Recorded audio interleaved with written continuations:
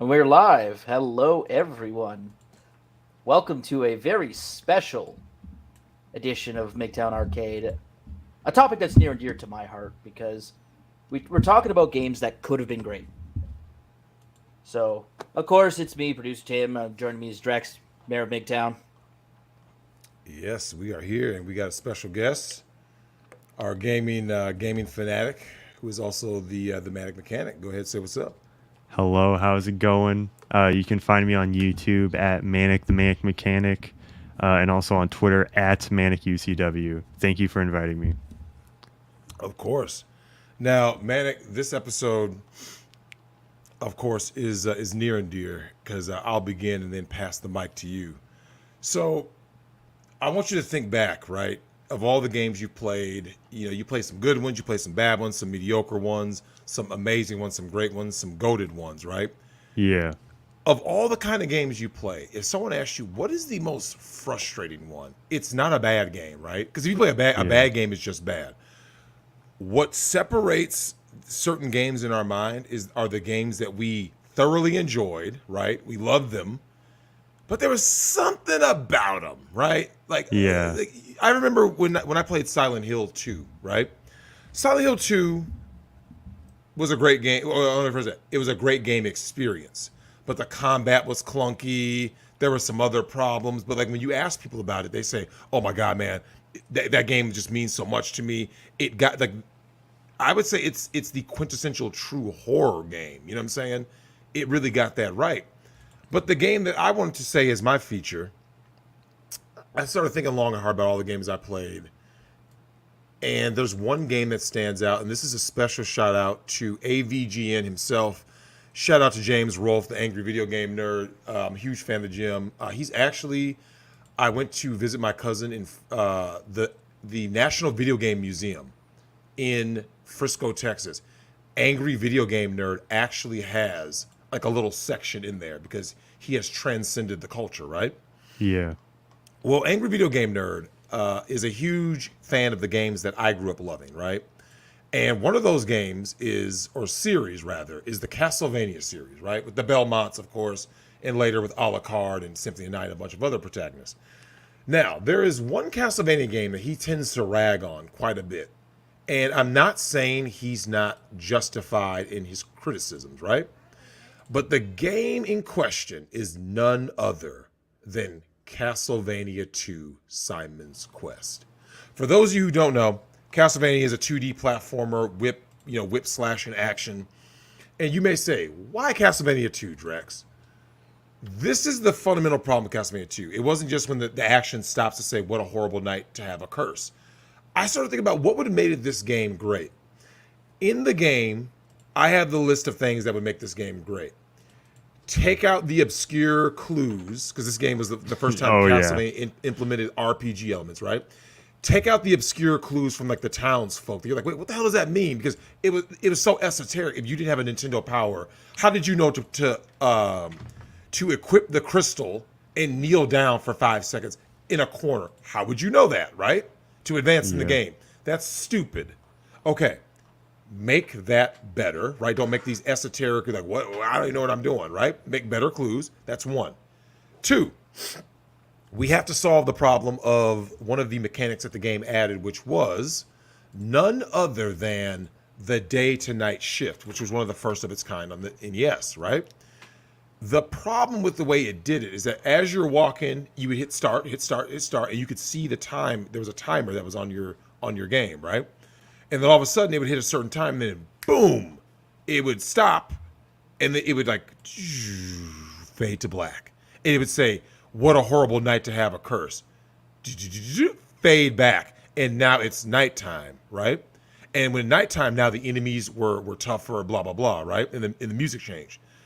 There's, ironically enough, a game that Angry Video Game Nerd has criticized, and rightfully so, that actually got this element right of changing the time of day. It was none other than Friday the 13th, which way back, and I believe that game came out in 1988 or 89, it actually got it right. In Friday the 13th, once you went to a different screen after X amount of time, or if you went to a cabin, the game went from morning to evening to night, right?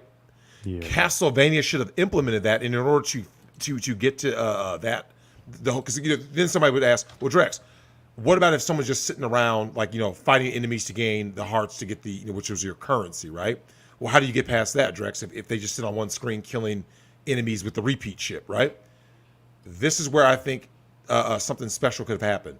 There should have been an enemy after X amount of time that chases you. In the same way in the Mario Brothers games, you had your little cloud dude, right, that would come and chase you.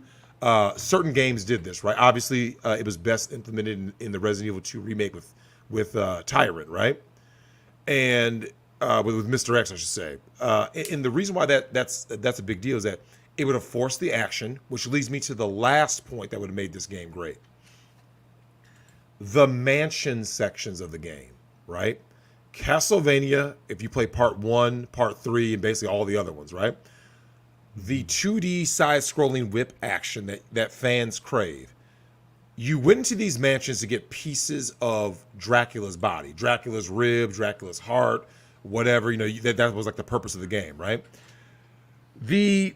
The mansions were all basically the same. You went in there, you looked for a guy that had the stake, right? And then you shot the stake into the little crystal or whatever, and then you got Dracula's item. The way that these mansions should have been done is these mansions should have represented the original Castlevania and all other subsequent Castlevanias, which is you get to them almost like a Zelda game, right? As you explore, you get to them and you realize, okay, I'm in the right place, right? Like maybe you remember in the Zelda games, Manic, you usually need a certain item just to advance, right? Oh yeah. So let's say in Castlevania 2, you need Dracula, you get Dracula's rib, but let's say you get Dracula's rib in the first castle. Then you know that you're not far enough in the game because let's say you enter the second castle and there's like fireballs shooting at you that you can't get past unless you have Dracula's rib to just walk through them, right? Things like this. Well, if you opened up these mansion levels and had these mansion levels to act as like the traditional Castlevania level and this is the key thing, harder bosses. The bosses that you fought in Castlevania 2 were hot garbage because they were so easy. Dracula himself was a joke because you got to the end of the game with the flame whip, boom, dead. That was the end of the game, no lie. It was that easy. You're like, are you serious? So that was the main criticism. It's like, if you fix these things, you take away those esoteric clues, you have something push the action, right? Like I said, like you just have a werewolf, whatever, something chasing you throughout the game if you take too long. And you now get to go to these castles and they're traditional Castlevania levels, wherein when you beat that end boss, then you get whatever piece of Dracula, and as you progress to the very end of the game, right? And you know this is obviously in a non-linear, although in certain levels, of course, you need to have some form of linearity because let's face it, you can't have characters, a weak, your guy's not powered up yet, he doesn't have the armor or the whip, and he goes to like a difficult castle, or in this case, a mansion. So I think these would have been the things that would have turned Castlevania 2 from a frustrating game, because if you recall, anyone who grew up in the NES era, the first game of every series in Nintendo's library was the standard. And if you guys notice, a lot of games, save maybe Mega Man, the second game was a huge departure. Zelda 2 was a much different game than Zelda 1. Great in its own right, underappreciated, but still great, right? Just very different. Yeah. Castlevania 2 was very different. Super Mario Brothers 2, which is actually another game that they just literally copy and pasted some Mario characters on, very different still, right? And they added those new mechanics. Manic, what game in your past did you think was like, if they just did these things, this shit would have been great? I'm thinking of a lot of games like from my childhood that comes to mind, but like I can acknowledge some criticisms. Like for example, Sonic Heroes, that game was clearly rushed. Good game. If they tweaked like the physics just a little bit, could have been great. Maybe some more time differentiating the teams. People really don't like how you have to play through the game 4 times before you actually get to Metal Nightmare. Mm-hmm. And with the physics in general, it's just all slippery. Like it's turned up to the max. And in the next game, Shadow the Hedgehog, Yeah, this is one positive of Shadow the Hedgehog. It was running on the Heroes engine, but they actually fine-tuned the movement. Mm-hmm. Yeah, well, let me ask you this though: from a developmental standpoint, right? When these developers make these games, what do you think? Because you know how games are made, right? You conceive a game. Obviously you go from the concept stage, right? Then as you start building the game, you start implementing mechanics and stuff. Where do you think these games have failed traditionally? Because like if you think about it, Manic, you have testers on games, right? Like you and I can play a game, right? And we can have 100 other gamers like us and say, hey man, what do you find wrong with this? I guarantee you, like with Castlevania 2, people were like, yo, bro, this is a problem. Like, where do I go next? Or like I said, in Sonic Heroes, you're looking like, hey man, this is a problem. I saw someone in the chat put Devil May Cry 2. I remember when that game came out because the first one was beloved, right? Yeah. And then I remember the second one got bashed, right? And I mean, hell, Tim, you know this.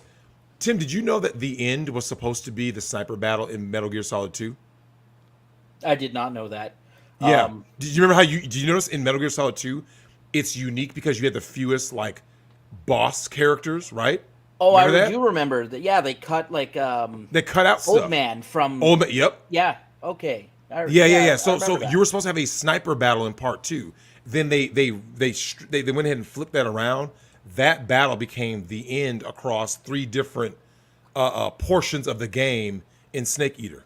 I wonder if they didn't have the game engine, because remember the Fox engine was developed for Snake Eater. Yeah. Before that, I don't remember what the engine for Sons of Liberty was. I think they might have had the technology to do it. Yeah. It might not have here's the thing though. You know what though? You could have done a sniper battle within the big shell. Oh yeah. Which I mean, that would kind of look ridiculous, right? Because how are you able to follow? You know what I'm saying? But I mean, you maybe somehow did it with Vamp, right? I mean, it wasn't a sniper battle. It was a sniper battle versus a hostage.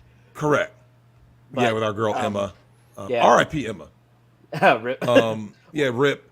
Now, I actually got a special mention, Drex, for what's that? games that just weren't finished when they were released. So, Phantom Pain. Phantom Pain. Oh my God, that No Man's Sky. Yep. Could have been good. All 3 of those could have been good. I agree. But they were not released as finished products. I agree. Tim, let me ask you this. Metal Gear Solid 5. What would you have done to make that game great? Because it had the makings of a great game. Now, of all the Metal Gears, that's the only one I never replayed because I got to a point where, I'm not lying, I actually hated the game by the time I got to the end, right? Because the recycled missions, you remember that, right? Yeah. There were things like you play the game, anyone who's ever played through Phantom Pain goes, bro, this game wasn't complete. I don't know if it was because Kojima and Konami were button heads at that time. I don't know. What would you have done to make MGS5 the Metal Gear game? Well, first of all, the content, right? So the Lord of Flies mission with Eli, Yep. that should not have been cut. Give it another, maybe even 6 to 8 months, I think, is all they needed for dev time. But they could have explored the so they do the big reveal, right? That you're actually playing as the helicopter pilot. That was terrible, by the way. Terrible. But Terrible. hey, I'm not gonna mess with the story too much because then it's not Hideo's work anymore. Well, but here's the problem, though. Let me ask you this. Okay, from a standpoint of just sheer continuity, right? The game broke continuity. It did a lot of things terrible. Like everything about that game was bad, basically. Well, yeah.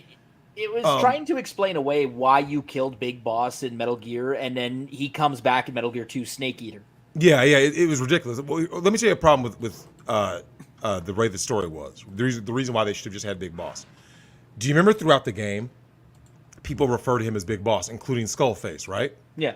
Remember when you see Skullface for the first time, he goes, Big Boss. And it's like, but if he knows you're not Big Boss, he wouldn't say that. You see what I'm saying? The legendary soldier. Yeah, he wouldn't do it. And also, don't forget this. If he was the one with XOF cleaning up behind Big Boss, he would know him, and you would not have the same skill set as the actual legendary soldier. Yeah, that was always That's a plot stupid. hole. That was a huge It's a plot huge hole. plot hole. It's like, this is terrible. Big Boss. Do you remember them talking? Because Big Boss never actually made an appearance in Metal Gear Solid. He did but not. Of course, they talked about him a lot. Yeah, and the strategy guide talks. Here's the thing. His legend was built up in the strategy guide. Yeah. When it says he's known as literally the legendary soldier. He's literally he's built He up. defeated the mother of special forces in single combat. Yeah, he's it. And yet it's just, man, what do you think? What do you think about cut content when it comes to games not achieving their greatness?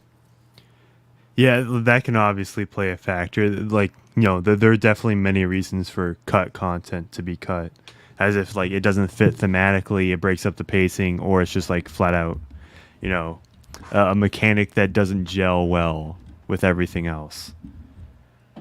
I agree with 100% with that. Do you want Yeah. to tell you something that, Tim, I'm sure you would really appreciate this. There was a review because when Phantom Pain, when I completed it and I was very frustrated, I do what everyone does, right? When you're frustrated with a game after you beat it, you go online to see, hey, what did other people see in this game? Did they, did I miss something? Did they? And there was a guy who said something that really stuck with me. I'll never forget this. Aside from the fact that there was I think it was an Indian or Pakistani dude that said something like, this game is just build a base, attack the base simulator, which he's right. I'll tell you one of the biggest opportunities missed in Phantom Pain. They should have had more stuff inhabiting that open world or just made it smaller. But he said, wouldn't this game be a lot more fun if you got to go on missions with Ocelot and like do stuff, right? Yeah. Not just let me go to this base. You see what I'm saying? Like Tim, if a game is open world, don't you want to be doing stuff? And of course, side quests. Ocelot's one of the most he's legendary for being the triple agent. Correct. Right? You could drop him in the middle of Mozambique and he'd blend in 5 minutes. He would. Yeah, he's a chameleon. Like Ocelot's a literal chameleon. Like yeah. he can be anywhere. So what if I need to abduct this high-ranking Soviet officer and Ocelot's the one who draws him into the open? Yeah, something. Just right off the top of my head. Yeah, just you like vehicular stuff. Certain missions with Quiet, maybe you could only play as Quiet for certain missions, right? And now you're covering Big Boss. There was all this potential. I'm like, listen, Kojima's smart enough to know all this, which is why there was a rumor that people said, did he intentionally tank that game? Which is credible, right? Credible. Do you think he did? Do you think he basically was like, screw Konami, middle fingers, I'm going to give you guys some half-finished crap and ruin the franchise with the story break, right? Yeah, I think that was not a decision made early on. I think it's when they said, no, you have this deadline to meet. Yep. He's like, well, screw it. I'm just cutting his content and releasing it. Yep. So the other thing I would address story-wise is because of the replay missions, the game felt short for such a huge game. But there was more story to explore, right? So obviously the big twist reveal is that the real big boss is over setting up Zanzibar land. Well, I wanted to play that mission. I wanted to play him storming the fortress of Zanzibar and making it his own. Yep. There were so many missed opportunities. And let me ask you this. Drex, teaming up with Gray Fox. I would have put that in the game. Ops. Yeah. I would have put Gray Fox in the game personally. I would even make an argument that it would have made more sense to have Gray Fox in the game, but cut Liquid. The Liquid was fan service. No. But here's my problem with adding Liquid in the game. By adding Liquid as fan service, right? And then doing that okey doke with the whole, this is actually not your kid. Come on, bro. Really? You see what I'm saying? Well, that was supposed to be the hint that you were the hint. that you weren't the real guy, right? Yeah, it was corny. And then the other one, because if you actually, maybe people don't know this, but if you run over one of your own soldiers on Mother Base with one of the Jeeps, you'll get the boss, have you lost your mind? And then Ocelot says, maybe you're not the big boss we were looking for after all. And you're like, that's kind of an odd thing to say. Oh, I didn't know that. Yeah, it's one of those things that, like, unless you drive around the base and accidentally run someone over with your Jeep, you wouldn't know. I'll tell you something that was broken. This is the only game, and this is the reason why I have to give that game an F-. Manic, what do you think about a game where you don't even fight the protagonist? He dies in a cutscene. What do you think about that? Ask me to my face what ranking I give Phantom Pain. F-. That alone to me gives you an F. Like I said, you could, let's just say for the sake of argument, everything else in the game was perfect. I would still give the game an F- based on that alone. That is I would argue, the single most egregious thing in the history of video games. The antagonist, Skullface, is killed in a cutscene. Wait a minute. What? Imagine playing a Zelda game and you don't fight Ganon, or you're in a Mario game, you don't fight Bowser. You get to there and then all of a sudden, a cutscene, no fight, just Bowser falls over. Wouldn't you be like, what? What was all this for? And then the Sahelanthropus someone... fight like made no sense. Oh yeah, Will said, yeah, MGS5 was purposely fucked by Kojima as a solid FU to Konami. A lot of people said, I'm telling you, like, Manic, when I think about some games, oh yeah, Abby, yeah, definitely.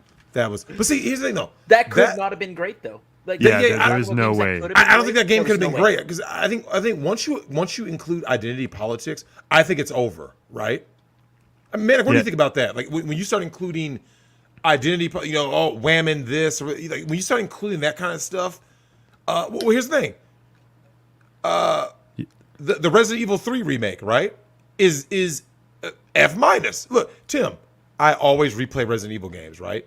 I would argue Resident Evil 3 remake is literally unplayable, like unreplayable, right? Like Manic, this is no lie, man. If I had a controller, man, imagine this is me with a controller. This is my face playing through the whole game. Look. Now, watch this, Manic. This is me playing Resident Evil 2 remake, right? Damn. Oh. Yeah. Like you played through the Resident Evil 2 remake, right, Manic? Yes, I have. Was that not just incredible? Yeah. Incredible game. Great. It did horror right.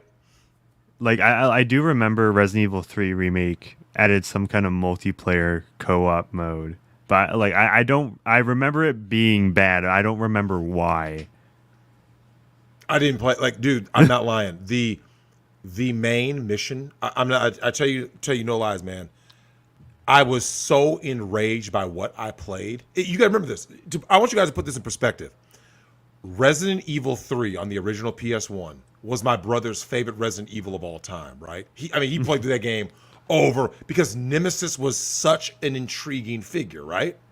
That was when they first added the gunpowder mechanic. So Resident Evil 3 did all these little, that was the first Resident Evil that had the 180 turn. There was all these little things that were so great for their time, right? You get to this one. Oh, the dodge mechanic. You get to the remake and you went, wait a minute. What? Where's the clock tower? Why? Look, Nemesis is in these like scripted interactions. Sometimes they're like phony boss battles. I'm like, this is terrible. I give Resident Evil 3 remake an F- score the same way I give Phantom Pain an F-. Like, and remember, you're looking at you will not find too many people who are a bigger Metal Gear fan than me. I love Metal Gear to the full, right? But that's why it hurt more. You see what I'm saying? Like when you love something and you see it like just basically like someone just be like this, yeah, fuck you. Speaking of the R4 remake, I don't think it even needs to be remade. And here's the thing, it let's still be honest. holds up.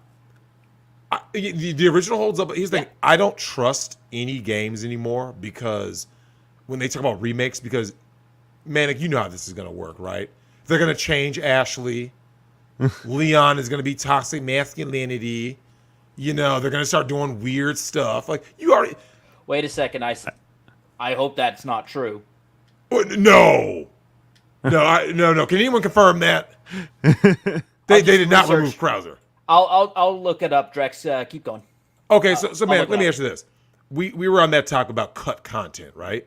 Yeah. Manic, if you were a game designer and you wanted your game to be great, why would you cut content that? Krauser was an integral part of Resident Evil 4, right? Yeah. He's how Ashley got there.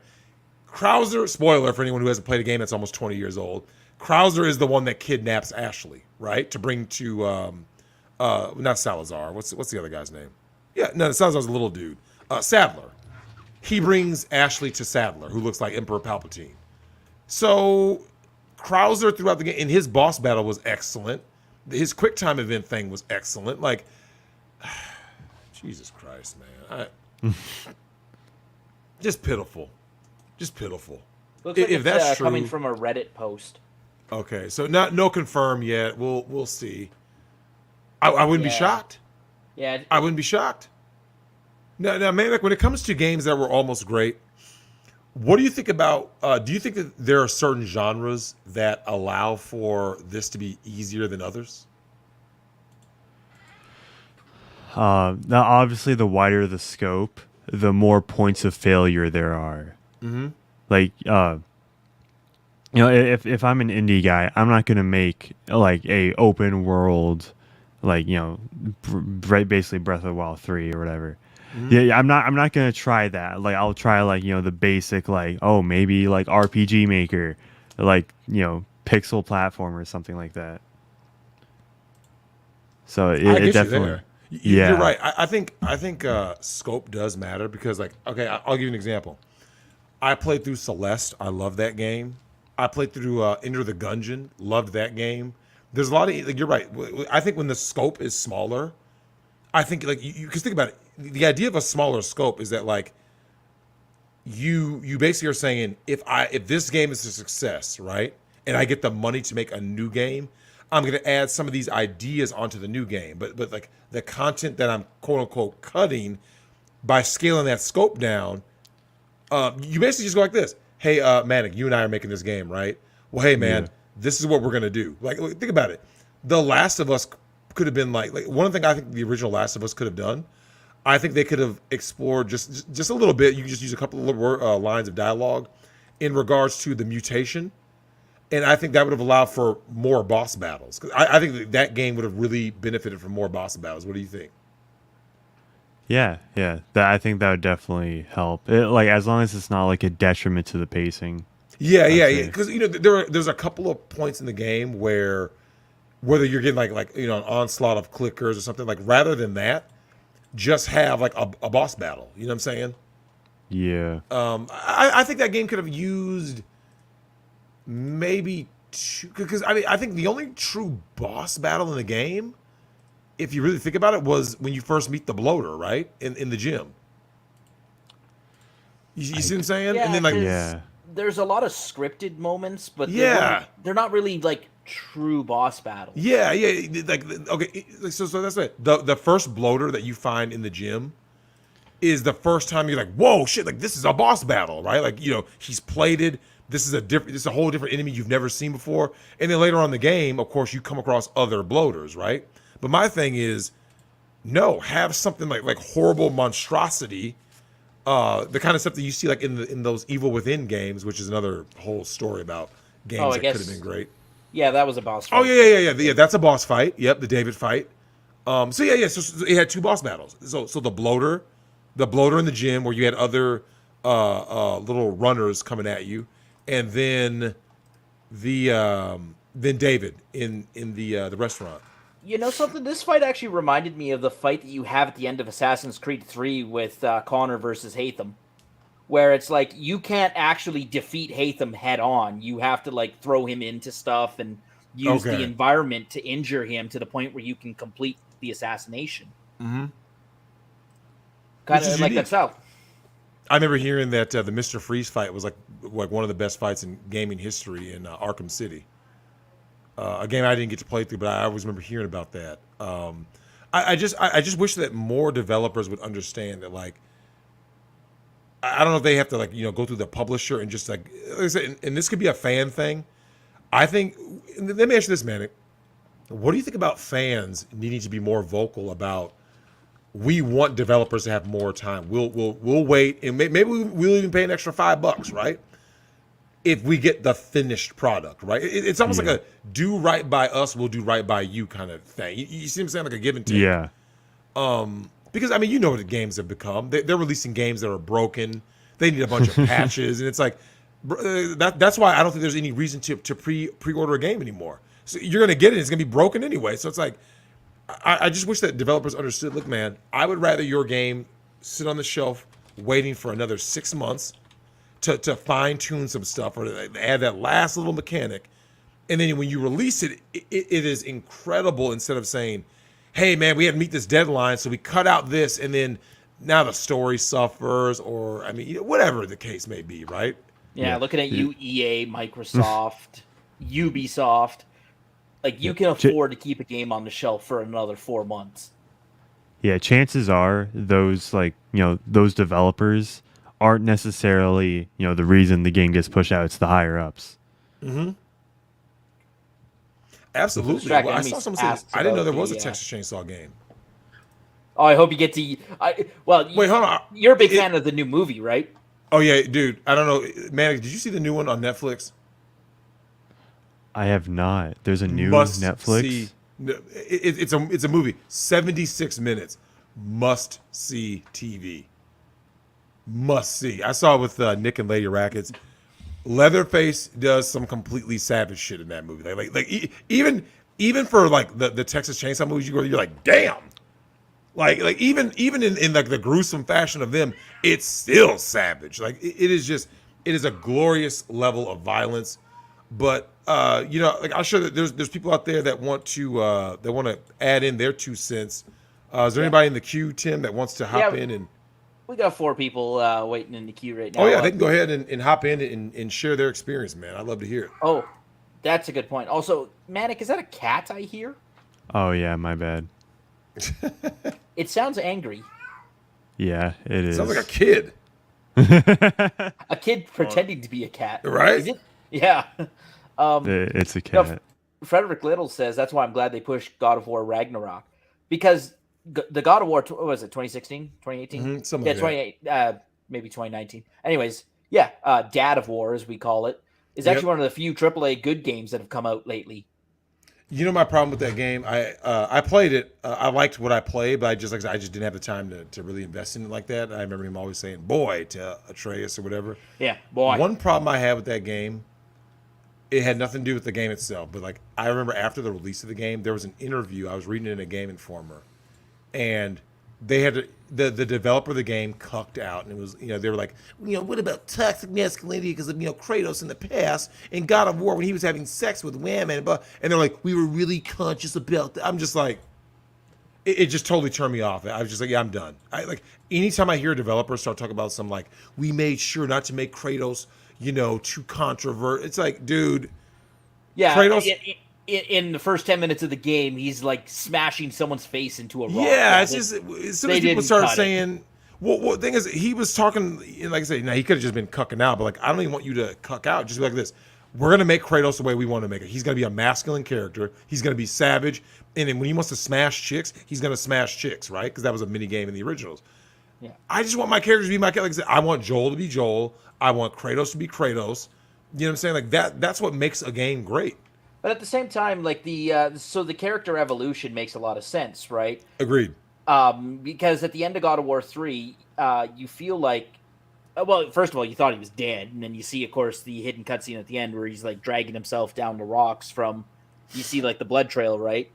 And there is a point, this is actually a very common trope where someone's like, you know what, I've just been fighting for way too long. I don't want to fight anymore. Mm-hmm. And of course, the game story revolves around an unwilling combatant thrust back into war. Sounds like something right? Metal Gear Solid. Yep. Right, the retired combatant thrust back into war because of the crazy world around them. So I like when the game developer says they respect their audience enough that I'm going to make the connection from the character you know and love to the character he is now, and I'm going to work to give you a believable story and a narrative that says, here's how we got here. Mm-hmm. Well, I think Guns of the Patriots did a great job of that with Old Snake. Yeah. Because, what I've always said to him, in Metal Gear Solid 2, the tanker chapter, right? In the tanker chapter, there's zero character development because there's nothing for Snake to really grow as a character in that chapter, right? And then, of course, that's why Raiden comes front and center for the rest of the game, which was actually the right decision. Yeah. Because what think about it, Tim. I don't remember being that bothered by it. I wasn't bothered at all. Like these people that were all like, I want to play a Snake. I'm just like, dude. I go, at this point in the grand story, right? Snake had no character development. You see what I'm saying?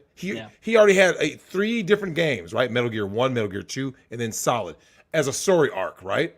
Yeah, and everyone's already calling him the legend. Yeah, he's already the legend. So it's what does Raiden call him the entire time? Snake, you're a legend. You're a legend. Like because here's the thing, from an audience standpoint, we're seeing the world through Raiden's eyes. Like this is the guy. This is and of course every time, even Meryl. Do you remember the beginning of the game when Meryl realizes this is Solid Snake? Yeah. And she's like, you look just like him. You look like the leader. And she realized like you're the legendary Solid Snake. You. Yeah, and it's all these moments. And here's the thing though, man. There used to be so many great moments in games. I want to ask you this: do you think one of the reasons why games aren't as great as they used to be is because like I don't like I say like these people don't love games, they don't love making games. But do you feel like there's almost like a personal touch is missing, and that's why we aren't getting greatness out of games now? Yeah, I think that's probably part of it because it used to be there used to be something like, oh, this is gonna be the game that boosts me into stardom. Mm-hmm. It's like like Miyamoto has like the original Mario and Pikmin and all that good stuff. But now it's just like there's hundreds of developers on these games. Like, but basically every studio at Activision was working on Warzone at one point. Yep. Well, do you think that whole like completion by committee, right? Do you think that's one of the reasons why? Because I'll give you an example. In the old Mortal Kombat games, right? Those were small groups of people who made those, right? It wasn't like 500 people working on Metal or Mortal Kombat 1 and Mortal Kombat 2. So what ends up happening is everything that you see, like character designs and stuff, it's all stuff that like these people are very passionate about. Like one thing I've noticed is I think character designs have really taken a back seat. They're trying to go more toward like this like kind of like hentai look for the women, which I think is kind of lame because like here's my thing. That's not what's going to make your character the most memorable. Like I think Bayonetta is very memorable as a character design, right? Because she's sexy, she's strong, like she has all these great qualities, right? But like if you can recall, there were guys who, when I was coming up, right? The design for Shang Tsung, right? In the original Mortal Kombat, he's the old man. And we're like, "Oh my god, this is the boss man," right? You beat Gordo, you say this is the boss man. When you beat Shang Tsung and all the souls start coming out, you're like, "Oh my god, this is crazy." When you saw Shang Tsung in part 2, he was young. And you realize, oh, it's because he's a sorcerer, right? So she's a shapeshifter. And then you say to yourself, well, who's the bad guy now? The moment you see Shao Kahn, you're like, oh, this is the bad guy. You see what I'm saying? Yeah. Like it's like when you first see M. Bison's design in Street Fighter. You're like, oh shit. When you first see Akuma, oh shit. Even Gil in Street Fighter 3, oh shit. Like there used to be a time where like there were just the way that the design looked, it made you attached to it because the games wanted to be great. Whereas now these games are just kind of like, well, we're gonna just sort of implement some things. It's like, get the fuck out of here, man. But go ahead, Tim. Let whoever in, let them speak their piece. All right, Koopa, you're here.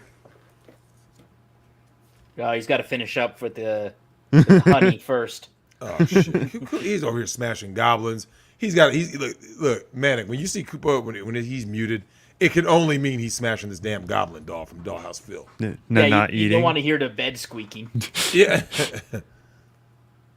All right. What's up? There he is. There he is. Our man Koopa. Let me, Tim, and Manic know. Koopa, when it comes to games, man, what game can you think of that you love that you think to yourself, it could have been great though? Drexel, you know what I'm going to say. Uh-oh. Mario Party. Mm-hmm. Mario Party Superstars on the Nintendo Switch could have been fantastic. But it has one teensy tiny little problem that's holding it back from greatness. Yep. We need more fucking maps, dude. For real. Like there's only 4 maps and we can only play Peach's birthday cake before we're like, yeah, is there any others? No, it's just these 5. Can we get more, please? They're still supporting Mario Kart, and that game is great as it is. Can Mario Party Superstars get some love too? Right. Well, it's so easy because like they already have the assets. You know what I'm saying? Like you can literally just take a board from an old Mario Party game that was good and go boop and just pop it in the game. I mean, it could. Yeah, they could do that. Yeah, they just need to get the map and fix up the textures and just integrate the new code into it. That shouldn't be too difficult, but I don't know. Well, yeah, because remember the mini games stay the same. Like everything else stays the same. Well, we'd also need to bring back more mini games. There's some mini games from Mario Party 1 that are not there. That I haven't agree. seen. The issue with the mini games is that there's too many coin mini games. How many are there? How many coin mini games are there? Now that you say that, There's like 10, I think. Is there? yeah. Now that you say that, like a lot of the mini games, if you really think back to when we played, think back. A lot of the mini games involved us collecting a certain amount of coins. Even the few times I somehow won against all of y'all. Daisy for the win. Of course you're gonna bring that up. Oh, it was great. Trust me, the fuck shit of that game is hilarious. Oh yeah, so yeah, like the thing about Mario Party games, especially Superstars, because it's a compilation, is that it's like Koopa's right. Let me ask you this though, Koopa. Do you think that it's more harmful to your soul that there's such an easy fix to make a game great, as opposed to, because you know sometimes you can go, oh man, they should just redo the whole story and do this, because I think when you start talking about story, you know, that's a bigger undertaking than someone just going, you could just literally add content from other games already made, right? Yeah, and this game was supposed to be the game that has content from other games already made. Basically, what Mario Kart 8 is being treated as right now. They're just bringing other maps from old games back into this one. I'm still waiting on Rainbow Road on the GameCube, but you know who's waiting. I really would love to see some of the old maps from Mario Party 1, 2, and 3. It's not just what we have, but like, you know, bring more boards. Bring the Luigi board. Bring the Wario board. There was one really bad board from Mario Party 1. It wasn't the birthday cake. It was a castle. It was the one in the castle. That one, if you remember, nobody could escape from meeting with Bowser. There was one map. There was one map. That one map, you could not escape meeting with Bowser. Yeah, I vaguely remember that. Bowser. That map could come back because no matter what, you're gonna meet Bowser, and he was ruthless. He would take a star from you in that. Yeah, that was the whole like Bowser's Revolution, and yeah, you could get bodied. Like losing a star in Mario Party in the last turns because Bowser just took it.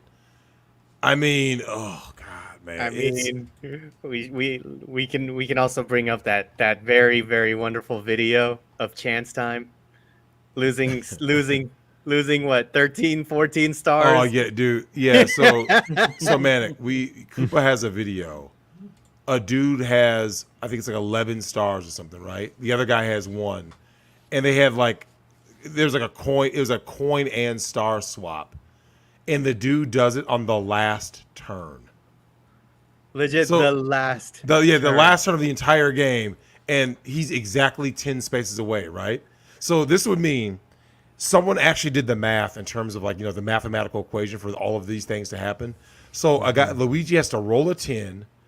Obviously, you know, you stop in certain points of Mario Party. It says like, you know, do you want to go this way or that way? Obviously, the person's going to go on the chance block, right? So he has to land, hit the chance block. Then on the chance block, it has to be only those two people, and he has to also hit the block for the star and coin flip flop, right? To see that happen, you just, hey man, nah man, fuck that. That's the HMT. Man. Like Mario Party gets personal, man. Like that's why they say it's the game that ends friendships. Like it's funny though that you say that, Coop, because like when I first got Mario Party Superstars, this is no lie, there was like a quick point where I was like, oh, do I unlock boards like you know, from playing the game, or you know, do I gotta win something? Like, because that it's a glaring lack of content, right? Glaring. Like, it's a glaring. You're like wait, these are the boards. Like, where's all? It has all these mini games, which like, where's the boards at though? Yeah, it's almost as bad as Mario Strikers. Like, holy crap! Like, come on, like we're missing more. There's so much more we could have here. More mini games, more maps, more characters. Really. Mm-hmm. You know, like I really want the game to become as great as it can get, and it should be as great as it can get because it's a fun game, despite the knack for killing friendships. Which the online is great, but can you match up with random people? Yep. When you really think back on it, I don't think we can. If you could like do randomized matching with random people, I think the game could be even better because then there would be people just going on random Mario Party games and getting screwed over there too. Of course. Yeah, I like that one, man. Because it's frustrating though. Because like I mean, Manic, when a fix is so simple, man. Like I'm saying, it affects you more because you're like, dude, it'd be like someone saying, it'd be like watching a movie. You're like, just do this one thing, right? It's like just Yeah. screw on this one nut and the game. Yeah, will be that's great. it. Everything is gonna be, and they sit there, they hear everybody and go like this. Mm-hmm. Yeah, we're just not gonna do it. It's like, I don't know. It's weird to me. It is the one game, like when you said there's one game that had the most potential that just lacks so much. That's the one game that always occurs to me because when I play with you, when I play with Manic, when I played with family, I'm always looking at it, I'm like, only 4 boards, 5. 5 boards. Yeah. Each star level for the difficulty, like, but that's inexcusable. I would say minimum 10 because there should be like 2 boards for every difficulty level, right? Like two level 1 boards boards per old games. Yeah, And then 2 brand new boards specifically made for superstars. Mm-hmm. So 12 boards total. I mean, new boards would defeat the purpose of superstars. Oh yeah, because it is a compilation. But I will say this though, Cooper, do you think Superstars you see it lacking more because when you compare it to like something like Mario Kart 8, which in terms of sheer content, I think you could put Mario Kart 8 in the top 5 games of all time. Yeah. It has an Yeah. insane amount of content. Like, And supposedly they're still bringing more maps from old games back in. Like, does anybody know the actual map count on or course count on? So it's 48 in the base game, 48 for when the DLC is done. It's gonna be an additional 48. y'all do Tim, that for Mario name a Kart. racing game with 96 tracks. Remember that, And kind that's of that's racing not game. that's not including battle mode. Yep, that's an insane do amount that of for Mario content, though, Kart? man. You do that for Mario Kart, but not for Mario Party Superstars? Come on. I mean, it is the one game that I'm like, if we could gather enough support, we could probably like poke and prod at Nintendo and be like, hey, can we please? And they'll be like, yeah, sure. I mean, the fans got Sora added onto Smash Brothers. I mean, why can't we get some more maps Right. added onto Superstars? Yeah, Well, that's what I Nintendo find funny also- about Smash is that like Smash is like up there because when you look at the sheer amount of content in Smash Ultimate, like that's hence why it's called Ultimate, right? It's like they brought back every single character, added new characters, added new stuff. Like, there's so much just sheer content and so many ways to play, and then you get to Superstars, you're like, this is it though, like. Man, but yeah, Coop. Any last words about Mario Party Superstars before we get to the next caller? For if it's possible, can we get a little more support with Mario Party Superstars? For anybody who doesn't have it, please get it. Just make sure you're secure with your friends. Otherwise, you will lose them after night number 3. And never play above 15 games. Yeah. Otherwise, someone will die. from Well, Mario you know what's Kart. wild about that game, Koopa, is that I would love to see like a new Mario Party game come out on January 1st, 2023. Do you know why that is? Why? On the first of the year, the state of Illinois is going to have the purge now, where they don't prosecute or throw people in jail for any crime under first-degree murder, right? Mm-hmm. I want you to imagine what happens when you get a bunch of gangbangers playing Mario Party. Oh man, it's gonna be a And massacre. someone gets hosed, and you're like, wait, I don't got to go to jail if I delete somebody? And you just pop. And dude gets deleted over Mario Party, man. Is that something that actually happens in Chicago? Oh, dude, anything happens in Chicago. Dude, they got an underground morgue, man. Yeah, why are you surprised? I mean, I don't really see gangbangers playing Mario Party. Oh, no. So what gangbangers do. plays, they play sports games. Yeah, Yeah, they they don't don't and play sports NBA 2K. Yeah. The They're only playing one- Madden. And they're the reason Madden is still being made and why EA is still really banking on DLC and the basically just pay to win. Yeah. That's so sad. Yeah. All right. But, Trade-offs. I have one last message if you don't mind. Subscribe to Migtown Arcade. Subscribe to the Migtown Podcast. And subscribe to Manic the Manic Mechanic. Thank you for having me on, guys. Thank you, Coop. And go and get Don't a worry, doll. Coop. Your check's in the mail. Thanks for the shill. And get a doll. Get a doll. Call Dollhouse Phil. Preferably of the goblin variety. She's Phil will light and make your easy to dreams carry. come true. She's light and easy to carry. What more would you want? All right, good. Get out of here. Oh my goodness. Okay.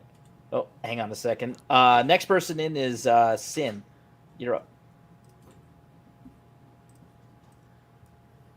All right, Sin, what up? Oh wait, he's you've muted yourself. Hopefully they know that they're muted. Yes, no, maybe. Oh, there you go. Yep. Sin, what up? My bad. What up? All right, so Sin, let us know, man. Of all the games you play, man, what is that game that sticks out to you that you say, man, they should have just changed X, Y, and Z, and this could have gone from good to fucking great? I feel like 3 of them. Kingdom Hearts. Yep. The last one that came out. Fucking Fire Emblem. Storyline sucked for me. Just I feel like it was just fucked it up. Oh, I forget the third one. My bad. All right, so what would you have changed in Kingdom Hearts then? More contact. Like it felt empty. Like compared to Kingdom Hearts 2, when you go back to the worlds and continue the story or add in more story, the third one felt empty with the planets. It's like you just finished doing the story, and that's it. Like there was no secret bosses. It felt like the secret bosses weren't even there at all. In most of the planets, so it's like okay, move on to the next world. That's it. Wait, hold on. I thought it took a long time for Kingdom Hearts 3 to come out, right? It did. Yeah. So how did that happen? How the hell is their content missing?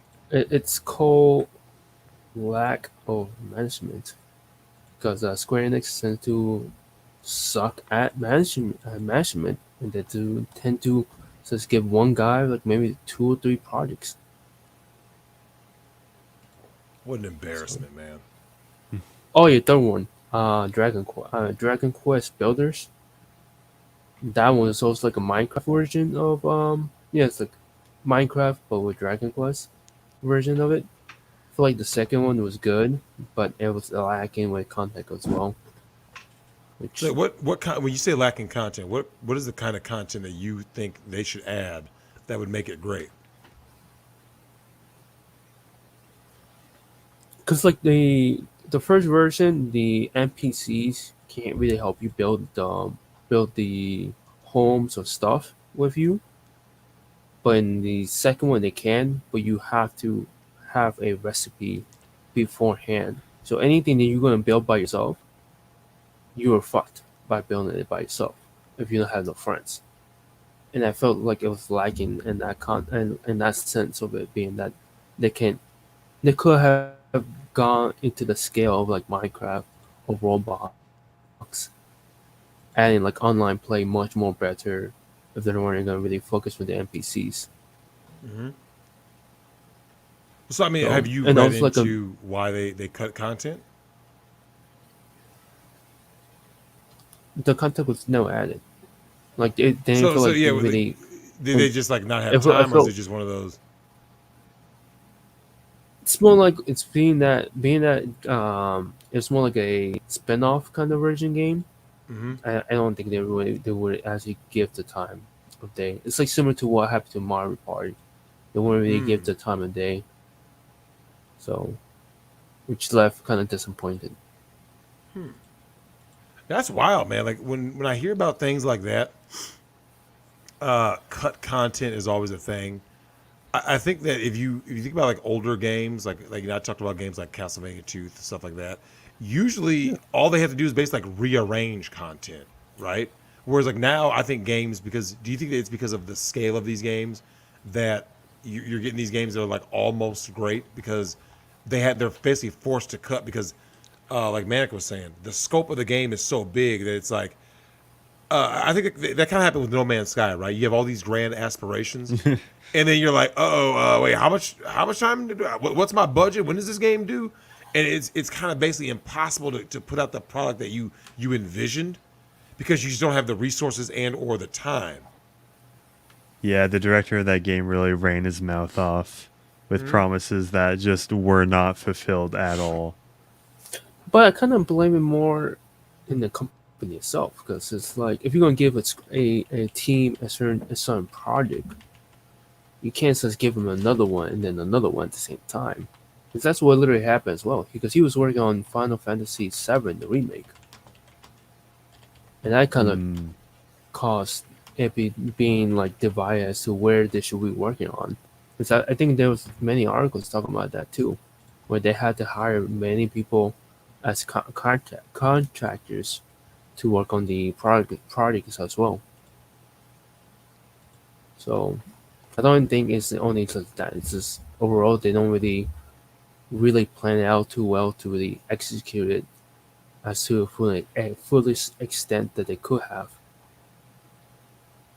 So, like, So, I asked earlier about like the testers, right? Because, like, when if you and I are testers for a game, we would pick up on things that are like missing or like need to be fine tuned, right? Where do you think is the breakdown that like these games are always falling short of greatness? Do you think, like, you talk about, like, the lack of content, but like, do you think that it's almost like either they're not being given the feedback or they're not listening to the feedback as to how they can make their game better? more like direction. Hmm. It's really more in the direction sense of it because yeah, there's some feedback, but if you don't really direct your projects well enough, you might not even have the correct feedback that you need to improve your game. It's like me having you build a car, and then it's like, okay, go get the feedback. But you, being that you didn't direct it correctly, your feedback might be just the share might be uncomfortable. Meanwhile, you're not looking at the engine might be actually really fucked up if you go at a certain speed limit. Hmm. So I just personally think it's more the actual problem is the ego that many of these people have when they play. I mean, when they make the games. Like if you were talking about God of War, many of the people said they wanted to kill off Kratos, Hmm. or they didn't want him in the game. And it's like took the director to have some balls and say, no, we're gonna wait until the next game to kill him off, kind of thing. We ain't gonna kill him this time. We need him still, kind of thing. It's in a some sense of like The Last of Us 2. They're like, nah, we're not gonna use Joe even though he was needed in his love. No, we're just gonna kill him off. Fuck him. Let's go with the women. Yeah, that was a huge error on their part with The Last of Us Part Two. I think that was one of because here's the thing. I wanted Joel to die in Part Two, right? Because as in terms of like a character, I think that he had fulfilled his arc. You know what I'm saying? But being that they announced a sequel, I remember thinking to myself, okay, so obviously we're gonna have to play as Elias throughout the whole game this time. But Joel, I think you would agree that you wanted Joel to have like a heroic death, right? Like Yeah. something very profound, something that really mattered, and to do Joel so dirty because the blatant disrespect that Neil Cuckman had for the character because of toxic masculinity. I just think that it's a real detriment to your game because it's like, I mean, Manic, when's the last time you played a game and you thought to yourself, man, I sure want the character that I loved from a previous game to be like yeeted in the most like disrespectful way possible. yeah, assuming this is like a hero, you want the send off to mean something for the story and like actually impact the plot. Yeah, there were some asshole characters that should get that unceremonious eating. Yeah, that's something that I wish more games would do is to make sure that I mean, in movies they're known for this, right? Like, Yeah. movies don't yeet fan favorite characters with like no fanfare. Like, that's something that like the new wokies hopped in because they hate these characters. They're like, oh, we're gonna just delete this character in the stupidest way, something they would never do. And it really kind of like hinders the whole project. But Sin, any last words about just the way that these games are not living up to their potential? I'll say most of the people who work there, the directors or wherever, who have the biggest egos can go fuck themselves. That's annoying to watch. It's bad enough you have it on TV. We don't really need it on the games as well. Companies need to start really having a plan to direct this shit because otherwise people gonna stop buying it and stop relying in the whole beta or alpha testing factor of paying making people pay for it. And for the last thing, it's like think of like look at really great games that came out maybe recently or back in the old days. Let's just take a look at exactly what they did to plan it out to make the game so great. Like Final Fantasy 14, it's a mobile game. I mean, mobile, can't pronounce it correctly. But that's like one of the greatest games like still go on right now. And many games that come around now that's meant to be similar to that online scam, that tend to they tend to last for like at least a month or two, maybe three, and they just die off. So apart from that, yeah, this is what it really is. They Well, need to start it's funny you say focusing that. on.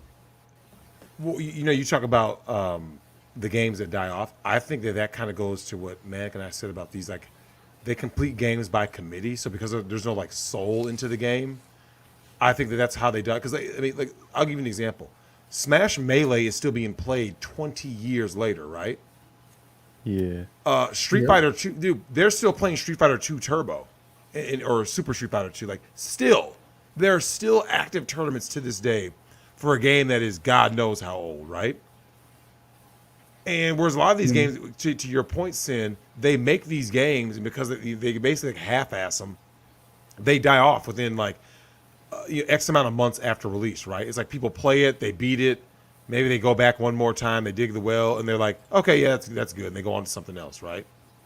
Yeah, because what's his name? Young Ripper was talking about the adventure game, and he was talking about the criticism. He was giving fair criticism, how you can improve it with the online version and all that. And it's like instead of listening to that, they listen to the one minority people who are bitching about they can't play by themselves, even though it was told ahead of time. Story may be single to multiplayer. Afterwards, everything else is gonna be online only. And that's what I should have gone. They should have gone to online only, similar to like what Destiny does in some cases. And that's what kind of made it much more fun because then you kind of have to join clans and meet people and talk to them. Yep. So that's what happens as well. I like it. Well, hey, Sin, thanks for coming on. We'll get the next person in. Thanks for coming in and letting us know about your Kingdom Hearts and Fire Emblem and done Dragon Quest builders. Because damn, you're an RPG fucking pioneer over here with all that. Sin, you got anything you want to plug before you get out? My Instagram, my Twitter, same tag, and I guess to you guys as well. Oh I don't yeah, know Sin who underscore else is- digital art 9, number 9. Because I'm trying to build it for the meantime and try and maybe sell art as a sideline. So Oh, always do it, man. Yeah. So once again, that is Sin, as in SIN, like the 7 deadly sins. So Sin underscore digital art 9, number 9. Thanks Thank for coming you. on, brother. you're welcome. Have a nice day, bro. All right, thank Yeah. you. And then, guys, a quick note too. Once you've had your turn, if you could do us a favor and hop out of the stream yard, give room for someone else to get in. We'd really appreciate it. Let's get Will. Yeah, our man Will in. Oop. What's poppin'? Will, what up? Man, I've been waiting so motherfucking long to rant about this motherfucking shit. Will, you know there have been a lot of games that have come out, and Man, these people bring them out, and you go like this. Oh yeah, man, I'm about to go ahead, and you open that box, pop it in, yep. and all of a sudden there's a point where you go. Wait, let me ask you this: what is the earliest or the latest that you realize in a game this is some bullshit? Easy. Here, I give you my most recent one. I'm only picking this one because I heard you bring it up. But Street Fighter 5, right? Oh yeah. Yeah, Street Fighter 5 is lit. Listen, I've been playing Street Fighter 2 for I don't know shit since it came out, since I was able to fucking play a fucking video game, right? For anybody that knows anything about the FGC, it's this guy named Alex Valle. Alex Valle is a damn good fucking North American player. When Street Fighter 5 came out, the very first thing I realized, like I was in the training room, that's the first thing I always hit up. Go to the training room, hit the training room. They had this thing called Crush Counter. It's the dumbest fucking piece of shit that I've ever seen. It's the worst excuse in a video game. There's this video by Core 8 Gaming. It's called The Consequences of Reducing the Skill Gap. When you take away skill and you give more into free because of accessibility, to me, that's when you destroy your whole entire video game franchise. I agree. Going back to like the Third Strike days on Dreamcast, and hell, when I used to go down to the arcade, the old school days where you had to put your quarter on top of the machine. Yeah, buddy. Man, and them days when you be at home and you training and you grinding, you going through all the hours, and then you take your ass to the arcade, you get your ass handed to you. Hey, and you sitting like, man, hey, all you can do is just be like, yeah, damn, you know what I'm saying? And then especially if it was a tournament going on, and everybody's watching you, you know what I'm saying? I've never been to Evo, but just that arcade scene right there where you got to take the skills that you brought from home and not bring it to an arcade. But anyway, let me get back on Street Fighter 5. Street Fighter 5 was a fucking ridiculous game, only because of the crush counter mechanic. I'm an original Third Strike guy. I love Third Strike. Third Strike has fluid animations. It has so many different technical, mechanical things within that game that made it so goddamn good. The problem was, and this is what I've been bitching about for the longest, it's these fucking video game companies cucking for these whack-ass fucking fans who think they know what they're talking about. I heard y'all earlier talking about Metal Gear Solid, and it pissed me off. It pissed me off because I have a family member who was interning at Konami when all this was going down. And he told me about it after that Kojima left, is that Konami was trying to move towards like the app games, and they was going towards microtransactions. And the big fucking problem was this game called Puzzle Dragons that they had. And then once I realized that, I started digging more into what these companies doing. They're moving towards microtransactions, which is the dumbest shit I've ever seen in my fucking life. Hold on. I got to give the companies a pass on this one. Always remember this. Okay. Why? Who allows companies to do microtransactions? Is it the company or the consumer? It's the consumer. Dude, watch this. Hey, Will, if you were a company and you're like, oh, I can milk these simps for X. It'd be like asking Amaranth, why don't you start making content about something valuable for society instead of blowing into a mic and showing your butt on OnlyFans? What would she tell you? That doesn't make money, right? Right. You do what makes money. So here's the thing. If the consumer, listen, I don't do microtransactions, right? I just don't.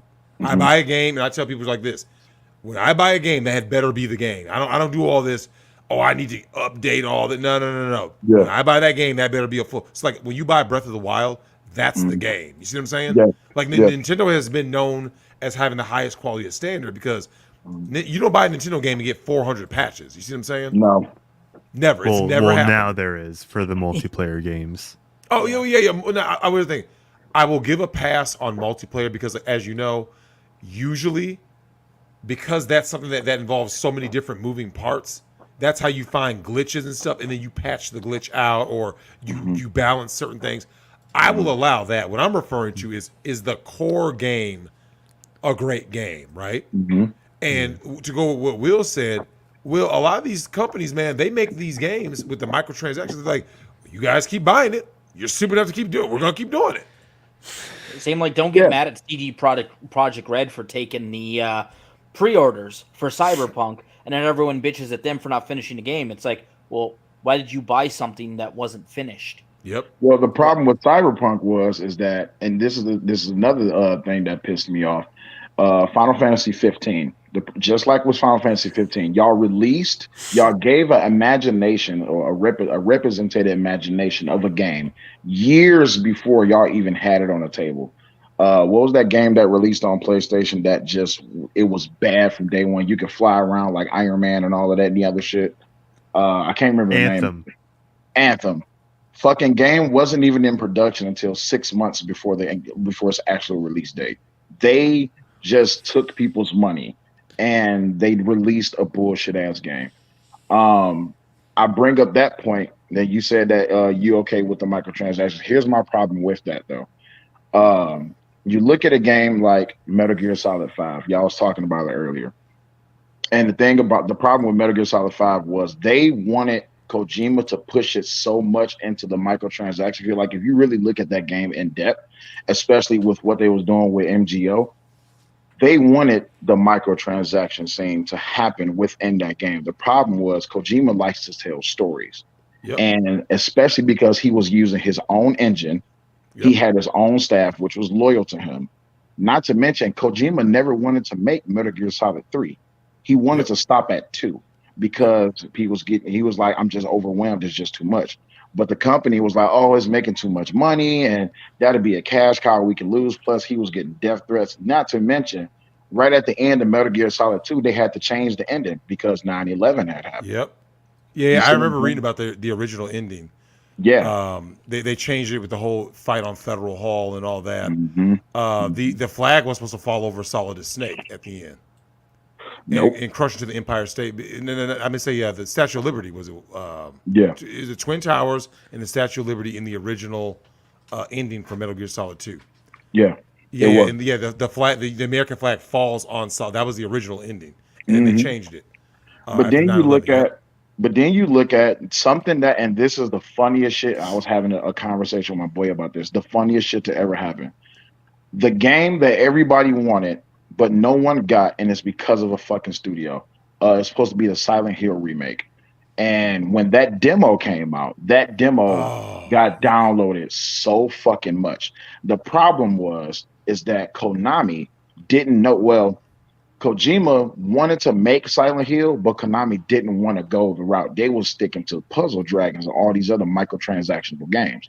So Kojima said, fuck it. He went out and got with Guillermo del Toro, and they made a game, and they put it under a different studio name. Then, after you beat the demo, because everybody was going crazy about this demo, PT. They brought in, they brought it at the very end. It was like Silent Hills, and they were like, "What the fuck?" And I was talking to my family member.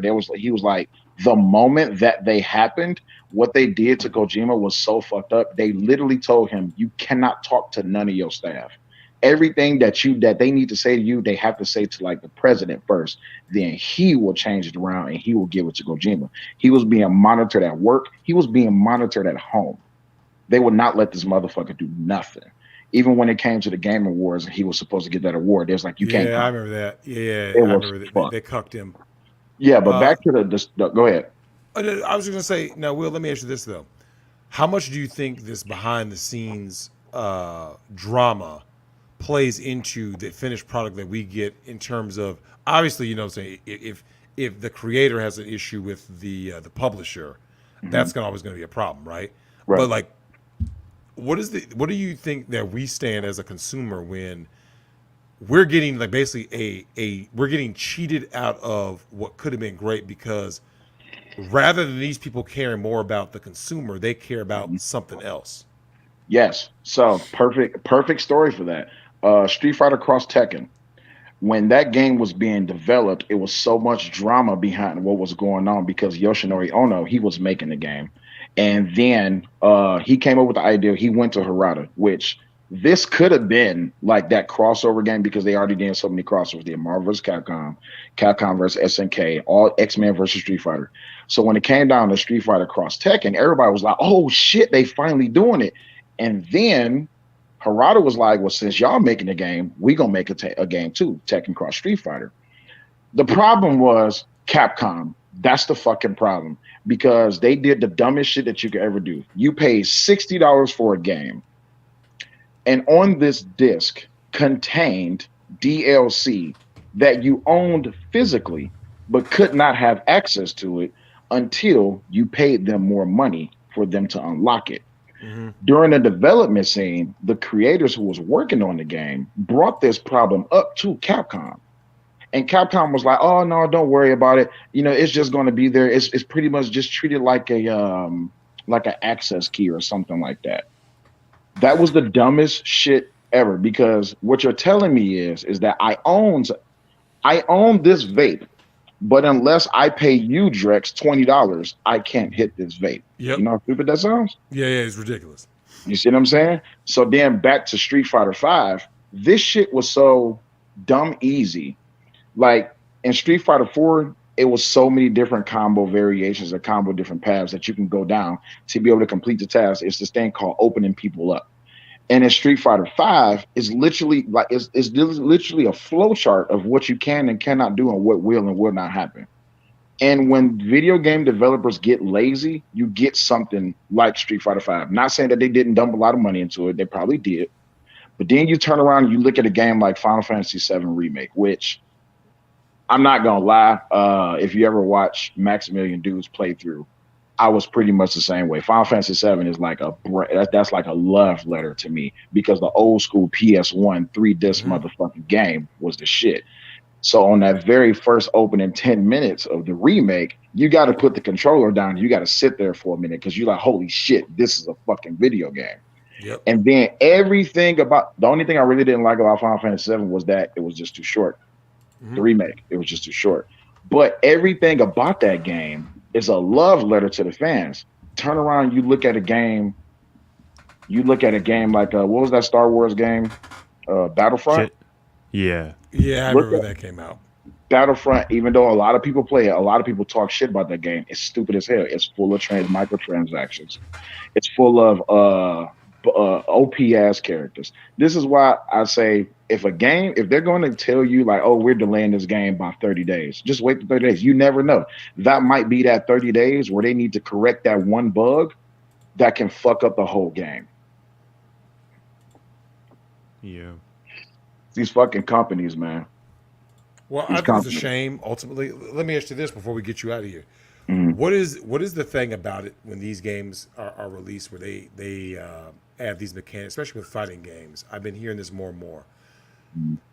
One of the reasons why I've always put Smash Brothers, in particular Smash Ultimate, on a pedestal is because the very nature of the game states that anyone can enjoy it, right? And my thing is this, and man, I'm sure you've noticed this. The best games are the games wherein a person can be a newbie and enjoy the game just as much as an expert, right? Yeah. And like you don't like think about it. There are certain games that you've played throughout your life where everybody that you know was able to enjoy it, but on different levels, right? Yeah. Yeah. Poor Will got disconnected, but here I can pull him back in just so he can. Oh, there he is. know, Yeah, well, Will. I was saying like Smash Brothers Ultimate in particular is known for this, for being balanced in terms of every skill set, every skill level can enjoy Smash, right? Yes. And of course, the game has a sliding scale based on, do you want items? Are you going to do, what kind of level design? Because that adds to how much more or less skill you need, right? Correct. From what I'm hearing from you from Street Fighter V is that they basically said, it's almost like them saying, we want this to be as popular as like the original Wii. So we want everybody to be able to play this. But like you said, that's why they put everybody in a box. They say, these are your combo routes. Like, I remember playing, I grew up on fighting games, right? Killer Instinct 2, yes. KI1, KI2. Yes. My brother was a Soul Calibur player. I went to Nationals for Tekken Tag. So we played these games religiously, right? And you could create your own, in Tekken, you create your own juggles, right?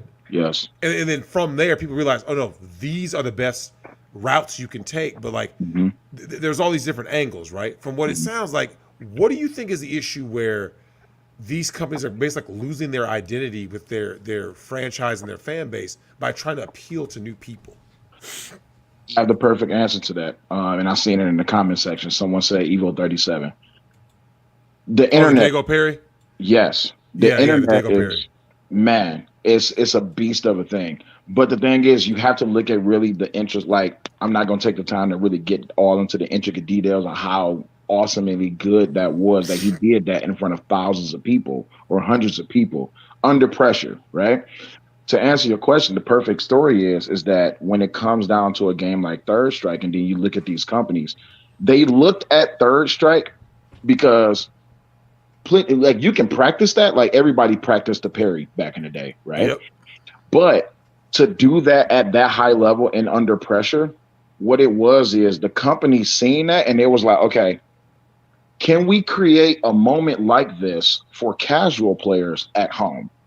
The problem was the internet happened, because you remember back in the day, you couldn't look up combos okay. Nope. You had to get all the finishers to Mortal Kombat. You either had to go in the store and get the finishers out the fucking book, or you sat at home and you learned them. When the internet happened, everybody came out with the most optimized routes and all this, that, and the other. And then now look at Street Fighter 6 being in production. Look at what they're doing. They're including more of these esports shit.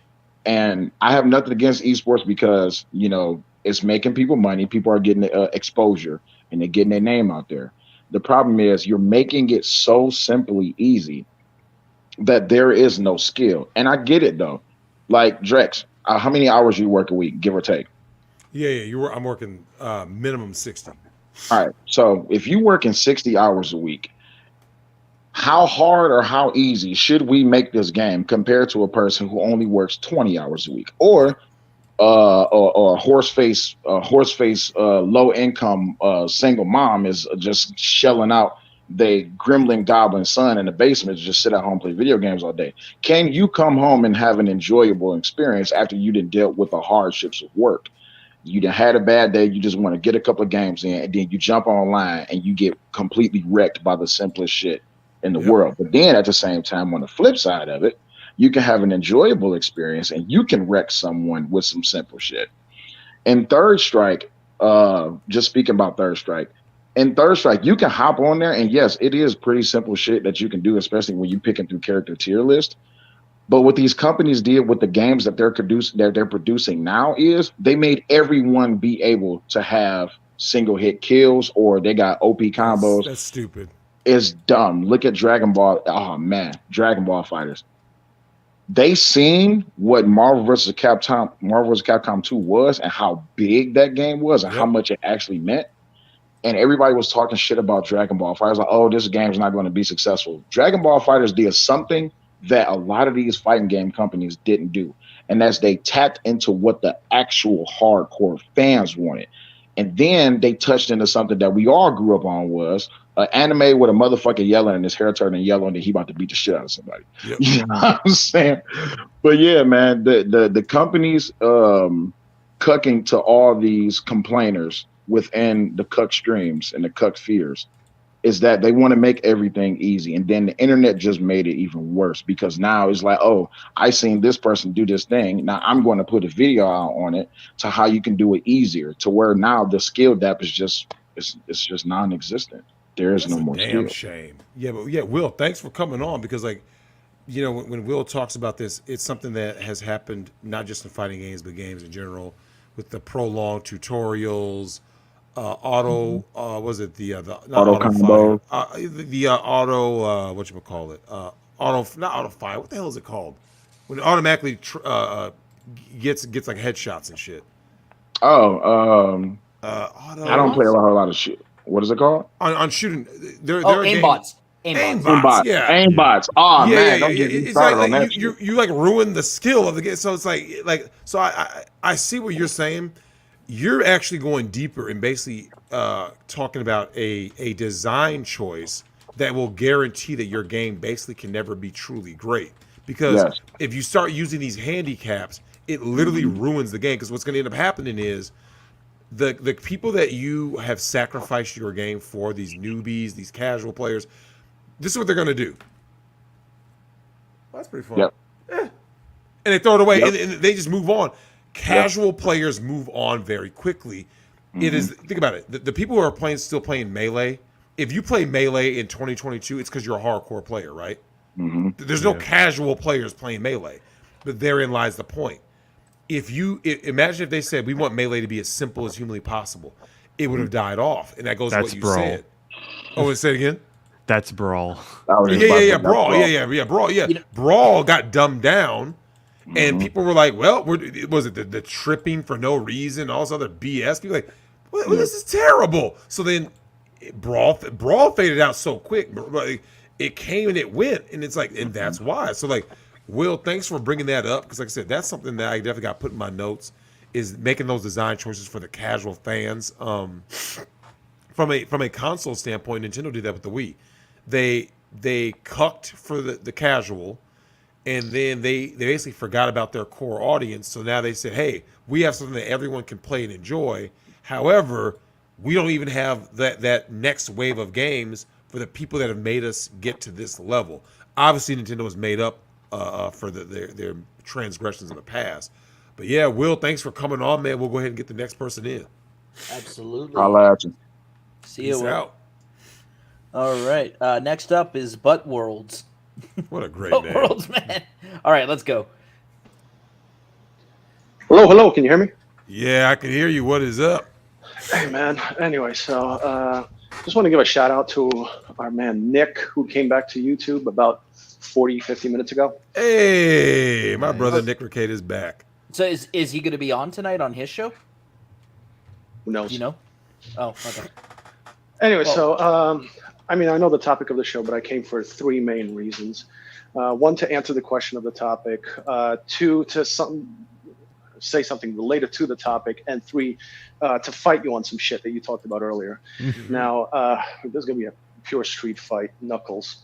And, you know me from Twitter. We talked already about this. Yep. Now, on YouTube, I'm a butt enthusiast. On Twitter, I'm a butt breaker. Now, I guess you already know where I am on Twitter. It's about Resident Evil 4. Mhm. I don't understand the skepticism of it. Why you're so pessimistic about it. Oh, so here's the reason I'm pessimistic about it. All the games in recent memory that have been re-released, they're always doing something weird, right? Like let me give you an example. The old game from 2004, Leon was toxic, and Ashley, he made comments to Ashley that was toxic masculinity. Or you remember in Resident Evil 3 remake, right? They made Jill a full-on feminist, right? She was feminist Jill. You see what I'm saying? You and I both know Jill in the original games is not a feminazi, right? Like, she's actually really cool. Yeah. She's like the chick that every guy wants in their squad, right? In their stars Sure. squad, right? Yeah. So my problem with this Resident Evil 4 is that based on what I've seen out of remakes recently, right? I have a feeling they're gonna make Ashley and Leon's relationship much different. Okay. They're gonna go ahead and start, whether it be cutting content, changing things, making sure the dialogue is not problematic. You know how, like, you know what I'm saying? Like, with all of these modern companies seem to just always be cucks, right? So that's my problem with Resident Evil 4. And my other issue is this. If we're being honest, I think we can all agree Resident Evil 4 does not need to be remade, right? Doesn't need to, sure. It's actually I recent. just don't believe it needs to. It's recently enough released to the point where you could still play it. You could play the original. It's still there. It still looks good. It's still a classic. Yep. Yeah, So yeah, it look, doesn't- I have Resident Evil 4 on PS4, right? And obviously, the textures are a little better, whatever. But like, if we're being honest, it looks fine. The game is fine. Don't get me wrong. You could obviously change a couple of things, right? Like, oh, now we can have you move and shoot at the same time, which you just make the enemies. You could buff the enemies to compensate for that, right? Because in the original, of course, you had to stop and then shoot. And then that was part of the mechanic. But you can have your guy run and shoot, but just in return, the enemies are better. You see what I'm saying? Like, That's Resident Evil 2 remake. Yeah. Resident Evil 2, that's how it was, right? Like, they just buffed up the zombies and the lickers, right? So you look at things like that, and it's like, dude, like I said, I look at these games now, and there's always some caveat, right? Like, think about it. You and I both know that. Like, I haven't played The Last of Us Part 1 remake. I'm pretty sure they changed something, though, right? I'm sorry. Yeah, Yeah. I'd have to look and I'm sure they changed something. Yeah, actually, there was a girl or a female that was made to look a lot older. Was it Tess? I You don't talking about the little know. medic? The little medic girl? Are you No, talking about Resident Evil? I'm sorry. Oh, no. In The Last of Us Part 1. So they Last of remade Us. The Last of Us Part 1, right? Yeah. Yeah. But this goes back to my problem.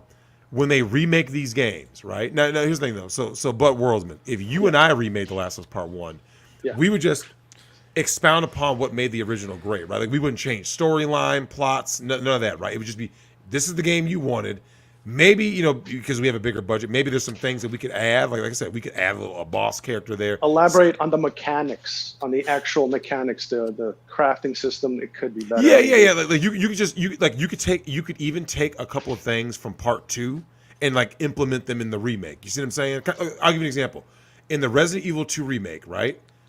They added the gunpowder, which was a Resident Evil 3 mechanic, right? Mm-hmm. Yep. So that's what I mean by it's okay. Remember, it doesn't change the core game. It actually makes the game better. You see what I'm saying? Yeah, 10 out of 10, by the way. Absolutely. Watch this. The Tyrant was in. I keep calling him Tyrant because that's his actual name. But like, so when you have what's his face, Mr. X. When you have Mr. X in the original, right? He was a pretty cool character. He was in the green bomb blast suit, basically, right? He looked cool. But he wasn't truly menacing, right? It was just like, whoa, oh shit. Yeah, now he's just pure gangster. Yeah, now that sound, right? The dome. You're like, holy, and that percussion. Dun, dun, dun, dun, dun. You're like, oh my God. Mr. X was better in part 2 remake than Nemesis was in the 3 remake, right? Damn right. This is so if you look at it, like, I'm sitting there looking like this is impossible. So what happened is it boosted part 2 and then lowered part 3 because now Nemesis is the character that's supposed to be the antagonist of Resident Evil. Like, this is the most unpredictable, you know, best villain, and then just ruined. So that's what I mean. Yeah, they fucked it up. They completely dropped the ball, right? They rushed it. They dropped the ball. But here's the thing. I've been pulling kind of a nick on you by letting you answer the question, and you're actually helping my case. Mm-hmm. So point number 1. So you played the Resident Evil 3 remake. You played the Resident Evil 2 re-remake, right? Mm-hmm. Let's see. What else do we need for this argument? Did you play Resident Evil Village? Didn't play that one. I did. Okay. I'll tell you the best remake I ever played up until RE2.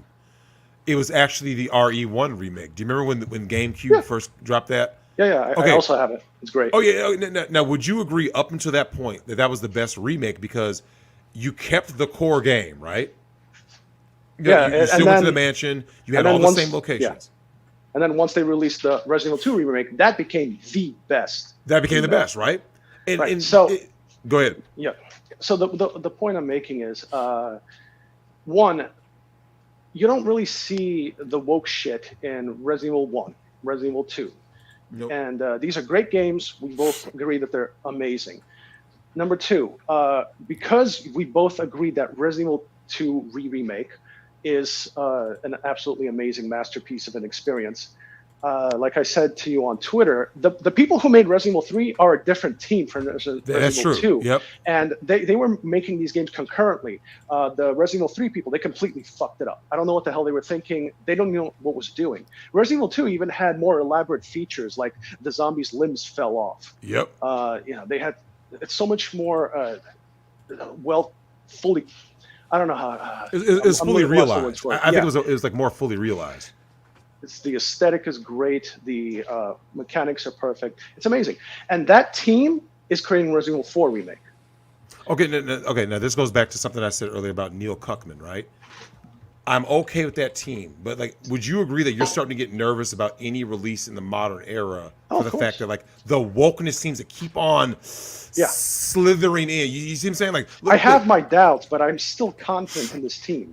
No. Here's the thing. I want it to be great. Remember, I wanted The Last of Us Part 2 to be great, but once those leaks came out, right, and you read those leaks, you said there's no way, right? You're thinking, but the difference is that Naughty Dog is cuck. They're fucking leftist turbo cuck. So of course they're gonna ruin the game. Well, the team who made Resident Evil 2, they're not. They're not leftist. I agree. I always worry that they're, like I said, you've seen this recent development, man. Like, you've seen this in modern games, right? The Western, you have the PAL regions and stuff. They're starting to change content based on.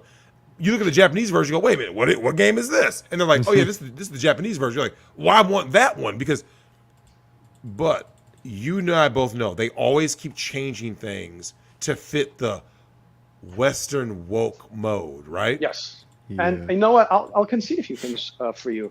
They actually did that with the Resident Evil 4 thing. So I think they, in some remake of Resident Evil 4 for whatever console they port it to next. It's like Skyrim, they're porting it everywhere. Resident Evil 4. I have the PC Master Race Edition, and that's all I'll ever need.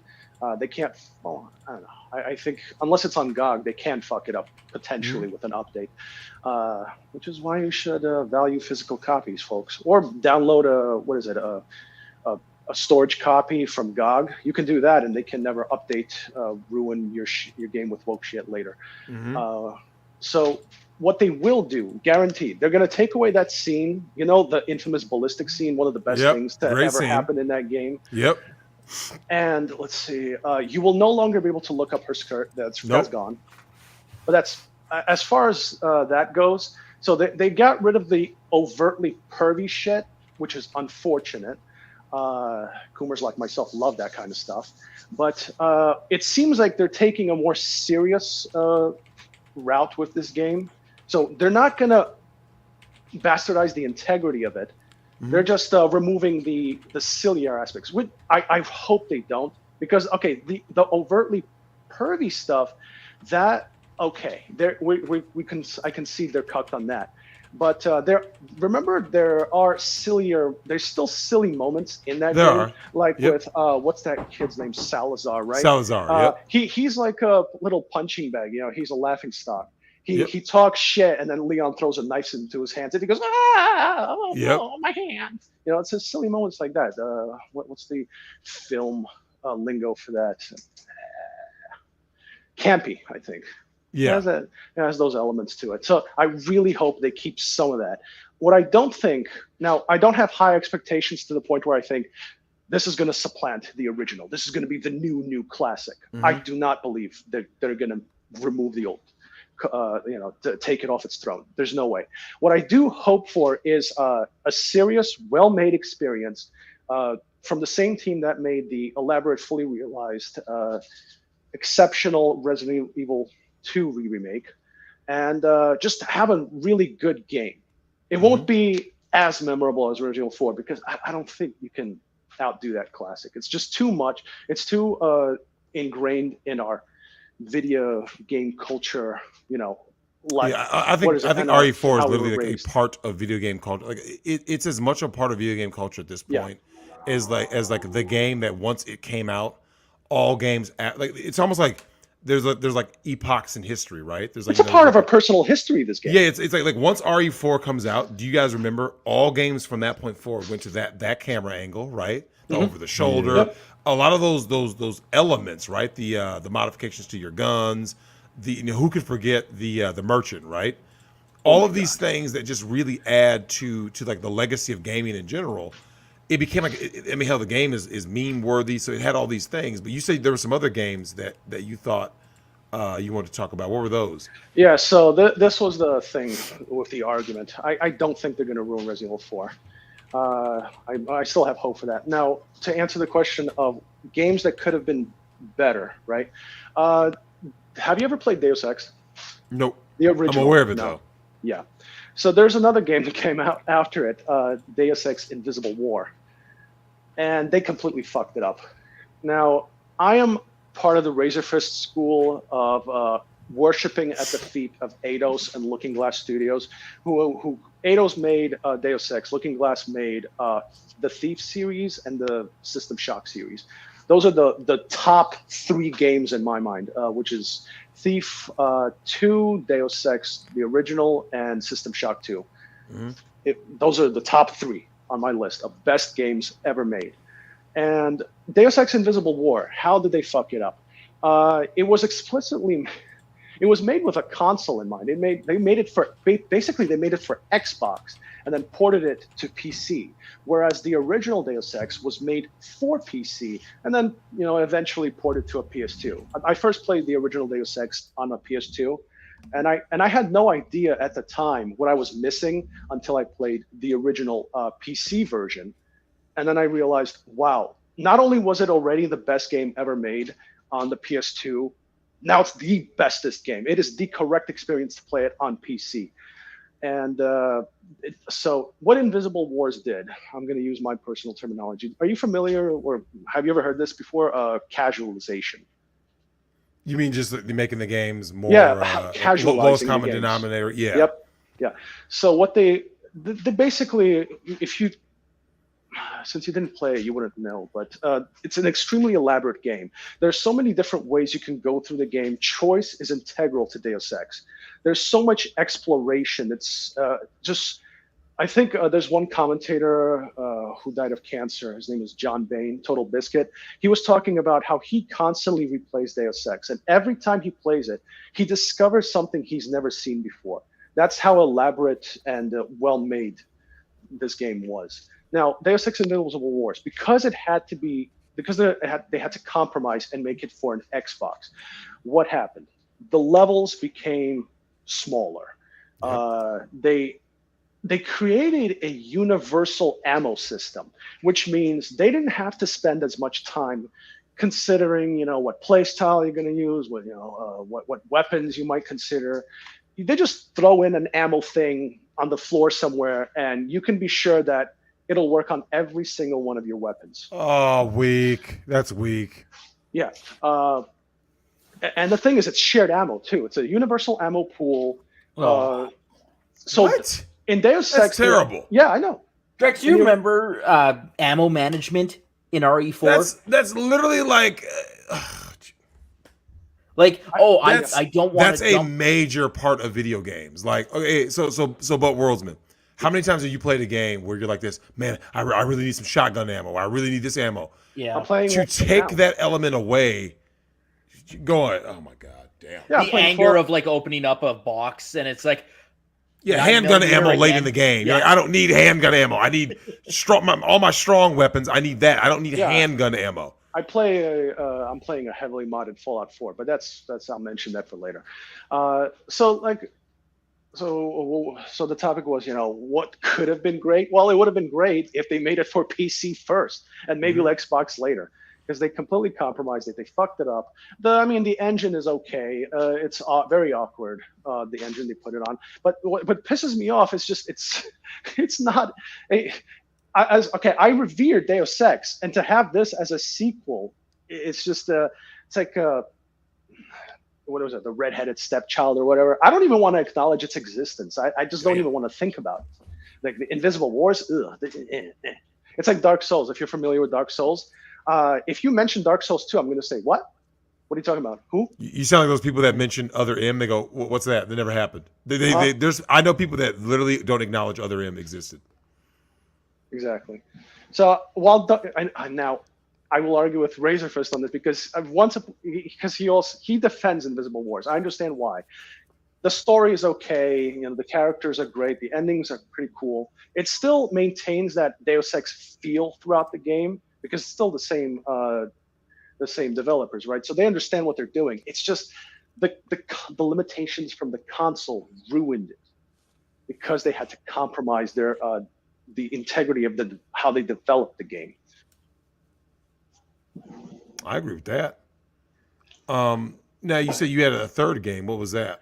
Now, not a third game, but like a third topic, which is slightly related to this, and which is that nowadays, what I like to say is that based on just how much I've been playing this one game, Fallout 4, lately, what I want to shout to the heavens is modding is the best thing that ever happened to video games. And whatever the developers, now Bethesda, I'm sure plenty of other people are familiar with them, but they fuck their games up. They make the games tolerable but not amazing. They make it okay but not great. And modding is what allows people to actually have dedicated fans to fix the game and actually make it great and amazing. So Fallout 4 by itself, vanilla experience, is it's okay at the start, and then the longer you play it, the more underwhelming it gets. And at a certain point, it just gets boring. It's repetitive. It's soulless because Bethesda made it, and it's just same with Skyrim. And then you have mods. Right now, I'm playing mod lists. Now, normally it takes a lot of time. The old way was I would research mods one by one, and I would have to carefully curate the mods to make sure that my game could actually run properly.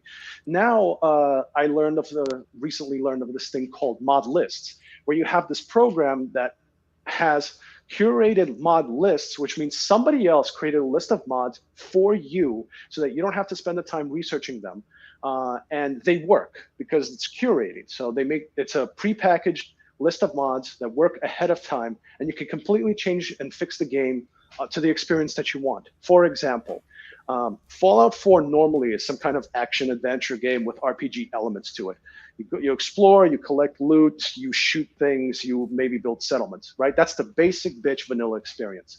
Now, one mod list turned it into a hardcore survival game where everyone takes massive damage. You could die in 2 hits for all you know. Enemies can die in 1 hit, right? If you just shoot them in the head or something properly. Another mod list turns the game into a kind of stalker experience where you have radiation constantly lingering in the air. You have to wear gas masks. Everything is dangerous. You have completely new enemies. And another mod list just wipes out the original map, completely changes the experience into a completely different game. So if you want to fix games, modding is the way to go. Yeah, let's see what someone's saying. Wabbajack, correct. I use Wabbajack mod lists. They have it for Skyrim. They have it for Fallout 4. And I've been playing Fallout 4 the last 6 months. I don't really need to buy games. The only game I bought this year is Elden Ring. That's it. Well, now, let me ask you this, though, because when it comes to mods, right? Yeah. When we talk about developers not doing this, I got to ask you this before we get you out of here. What do you think is the issue? Because, like I said, I didn't play Fallout 4, but I'm aware of it, right? What do you think about the issue where these games, from what you're saying, games like Fallout 4, are not complete, right? They're not like a great experience, right? They're underwhelming.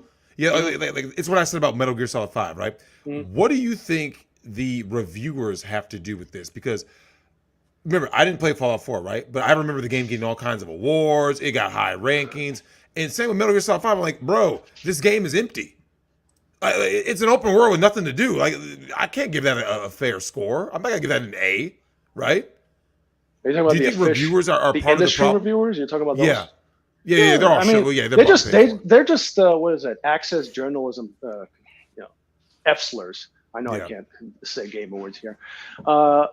That's all they care about. They lick the balls of these developers and the publishers. They get access to it, the games, and they make sure they stay in the good graces. But I don't think the reviewers are the reason for Bethesda sucking. I think Bethesda sucks because it's Bethesda. Every game, I mean, you have Todd Howard, infamously the liar in chief of Bethesda. It's like, don't trust his lies. That's all you need to know about Todd Howard. Never trust anything he says. Whatever he says, 16 times the detail. The opposite. It's negative 16 times the detail. Whatever he says, just think the opposite because he's a fucking liar. If he says it just works, it doesn't. He's a liar. I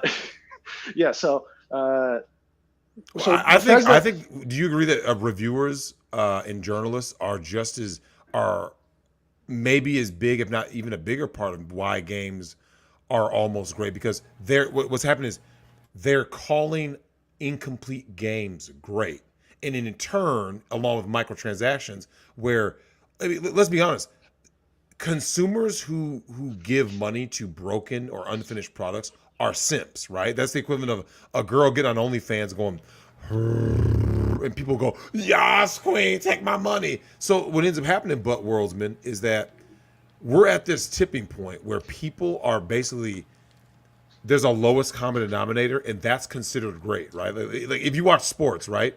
They're calling current players great, and if you know your sport, you're like, bro, this guy wouldn't have made it in the 80s, right? This guy would be average in the 80s, right? 80s or 90s. But by modern standards, people are, oh my God, this player is Hall of Fame. I was like, Hall of Fame? They suck.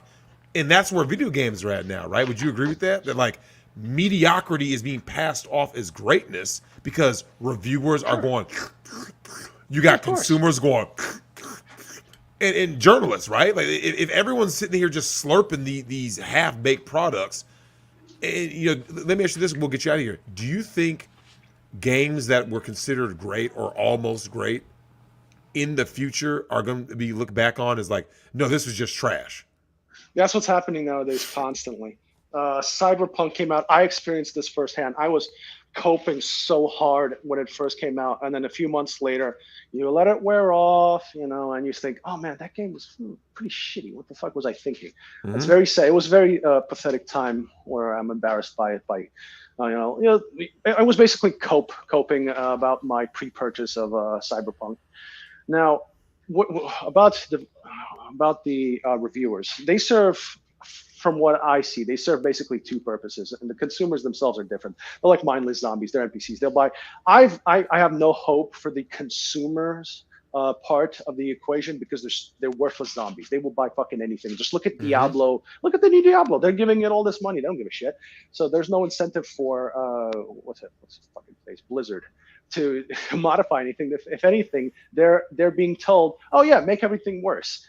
So that's what they're going to do. But the reviewers, from what I see, serve two purposes. One is to just go with the tide. Whatever the fuck the publishers feed them, they'll lap it up and they'll repeat it, and they'll praise it for the access part of it, to get clicks for their site and access to the industry.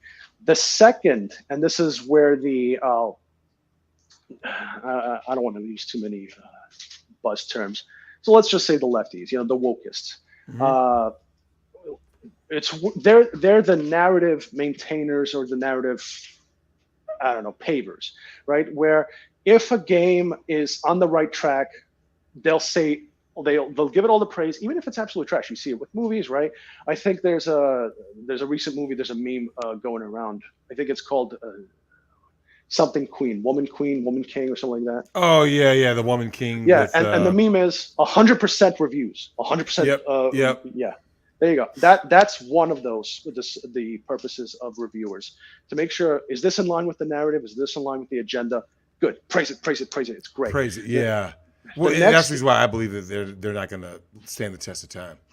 Yeah, and the next is, if anyone defies the narrative, you shit on it. It's like, oh, look at this. It's sexist. It's this. It's the Anita Sarkeesian line. Everything is sexist. Everything is racist. We have to point it all out. And you better change it or else. And that's the point of reviewers, the establishment ones.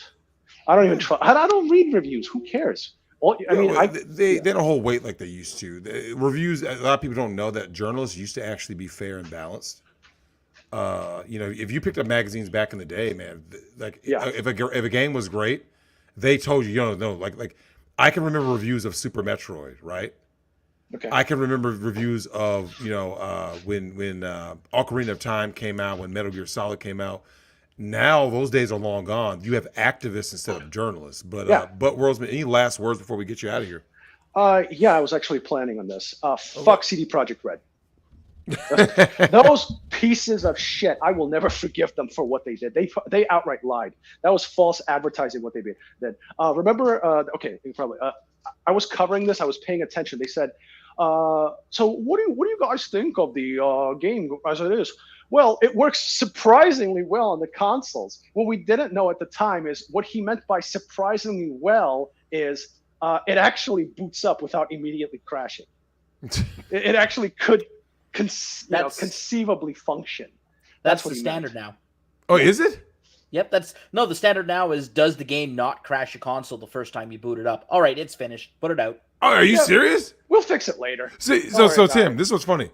Because as you know, I had a PS4 that I gave my daughter anyway. Yeah. I'm a Switch player, right? I've never been a PC guy; it just wasn't my thing. But when it comes to the Switch, Nintendo in general, right? Their products always worked. You see what I'm saying? Like, we're not talking about Virtual Boy and shit. But, like, if you have a regular NES, you boot it up, the game works, right? The Super Nintendo, the game works. N64, it just works, right? You put the game in, boom, push the power on, it works. It's a full game. It works. I don't remember who originally said this, but there's multiple versions of every PlayStation console, right? There was like 3 versions or 4 versions of the PS2. There's like 7 versions of the PS3. There's a few versions of the PS4. Well, each of those hardware updates also contained firmware updates, which meant that the development environment changed in the console. So a game that you created for the first generation PS3 didn't necessarily work on the last generation PS3. Yeah. And I think that contributed to the problem a lot. There's so much diversity in the hardware because people are still playing PS4. There's now a PS5. There's a second version PS5 coming out, I think, very soon, if not already out. So you're saying diversity is a bad thing? Yes. Diversity is our strength. Yeah, so just one last thing before I go. Just wanted to say to connect the cyberpunk thing to the question of this stream. The way they could have fixed cyberpunk is by not even fucking releasing it. Let it stew for another 2 years, and maybe it would have been good. That gives you an idea of how broken it was, right? Because normally when someone says, "Wait," Tim and I and Manic were talking about games. Usually need around 6 more months of polish, right? Yeah. If a game needs beyond 6 to 8 months of polish, if you start talking about years, that means the game was literally unfinished. It was unfinished. Yes, it was literally unfinished. It'd be like, I'll tell you the equivalent of that. The equivalent of that would be if someone said, "Hey, I want you to make a new Terminator movie," right? And like midway through production, they're like, "Yeah, that's due next month," right? You're like, "I haven't put the effects in. And like, no, it's due next month, no matter what."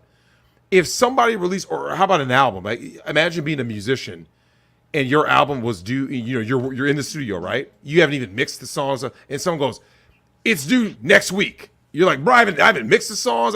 So you may have only recorded, let's say, 8 songs, right? Could you imagine getting charged full price as a consumer for basically what equates to an EP instead of an LP? So you go to the store thinking that you get a full album. You're like, "Why is there only 8 songs?" But one of them is an intro, one of them is a skit. The songs aren't mixed right, and then the artist goes, "Hey man, I mean, they made me release it." You would be pissed because you paid full price for a half finished product. And then 6 months later, there's like a deluxe edition. Yeah. Then a deluxe edition, which that costs the same price, right? Or let's say it's like $5 cheaper. You're like, "Fuck these people, man." And then like you would no longer buy from that artist, even though it may not actually be the artist's fault. So yeah, that's unfortunate. But yeah, But Worldsman, thanks for coming on. Man, we'll nice get a couple more people before we head out of here tonight. Who we got next, Tim? We got, we'll see out here. Tack, you're up. Tack, come on in. Hello. Tack, what is up? What game is on your mind that could have been great? A few come to mind. You already mentioned other what? You already mentioned that one because you know everything wrong with that game. What's going on? Yeah, no, we're listening. Okay. Some others I've thought about. But what were the things that you believe were the missing elements to make the game great, though? Oh, for Other M, they completely ruined Samus's character. The gameplay was okay, but it was really held back by the insistence on using the Wiimote like an NES controller. It really should have supported the nunchuck. Mm-hmm. I don't know why they did that though. Like, because I remember when that game came out, it's like apparently it was Sakamoto's idea, I guess. Huh. It doesn't really make sense because I don't know. Apparently he wanted it to feel like I don't know. I don't know. Weird.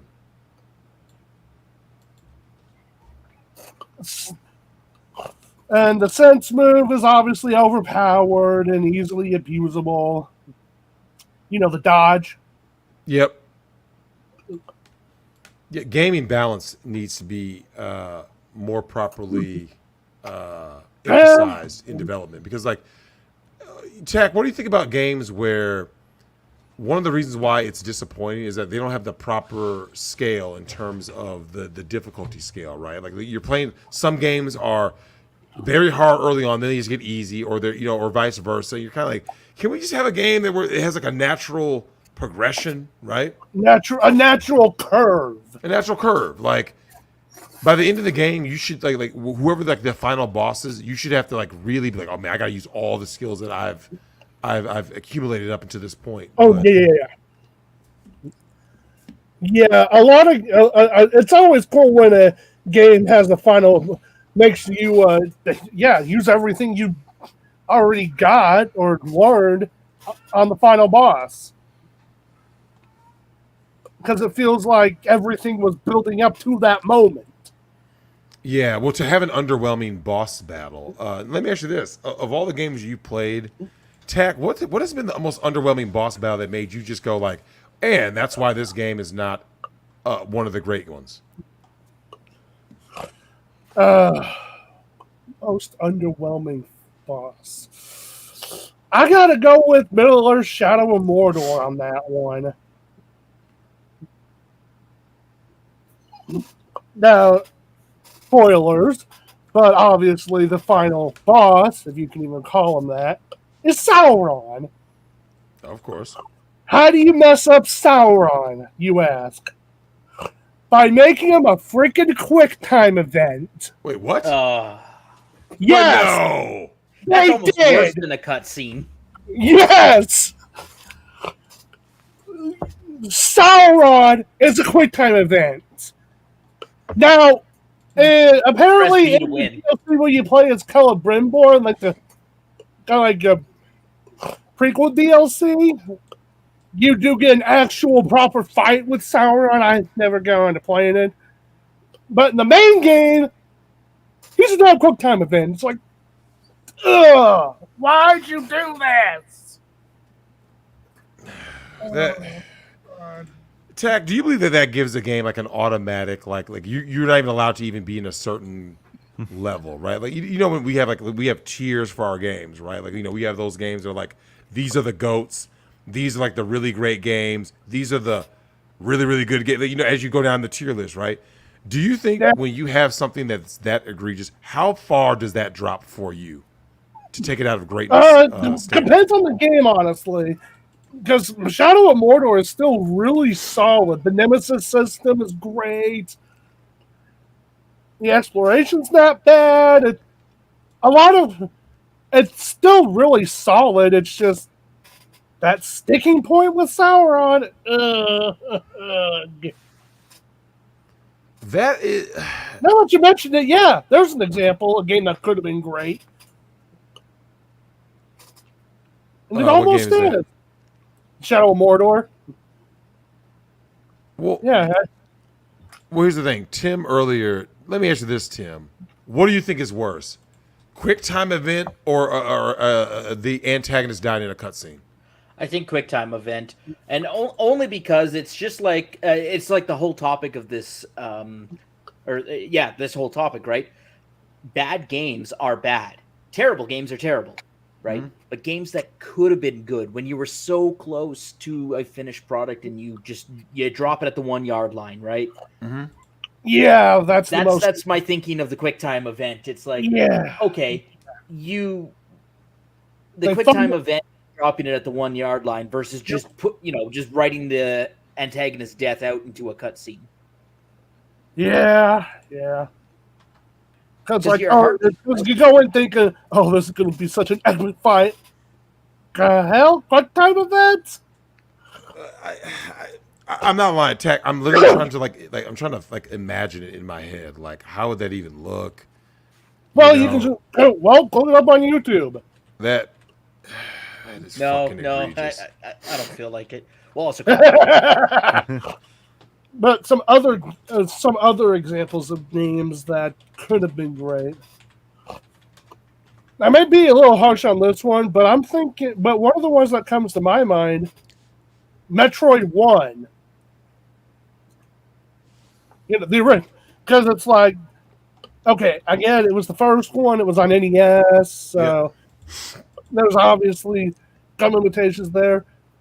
but there are a couple problems. There's at least one problem with, or actually a couple problems. The map was the lack of the Super Metroid map was the first one. Yeah, no map. Yep. Most of the areas look the same. Agreed. And every time you had to start the game, you only start with 30 energy. That did suck. Although I will say this though, because you were already powered up, at least you got to kill the enemies quickly and then like get your energy packs up. But that was annoying. I think you even also had to refill your missiles too. Yeah, Then it was I played Metroid. I never beat it. I beat the superior remake Zero Mission quite a few times. That is how you do a remake.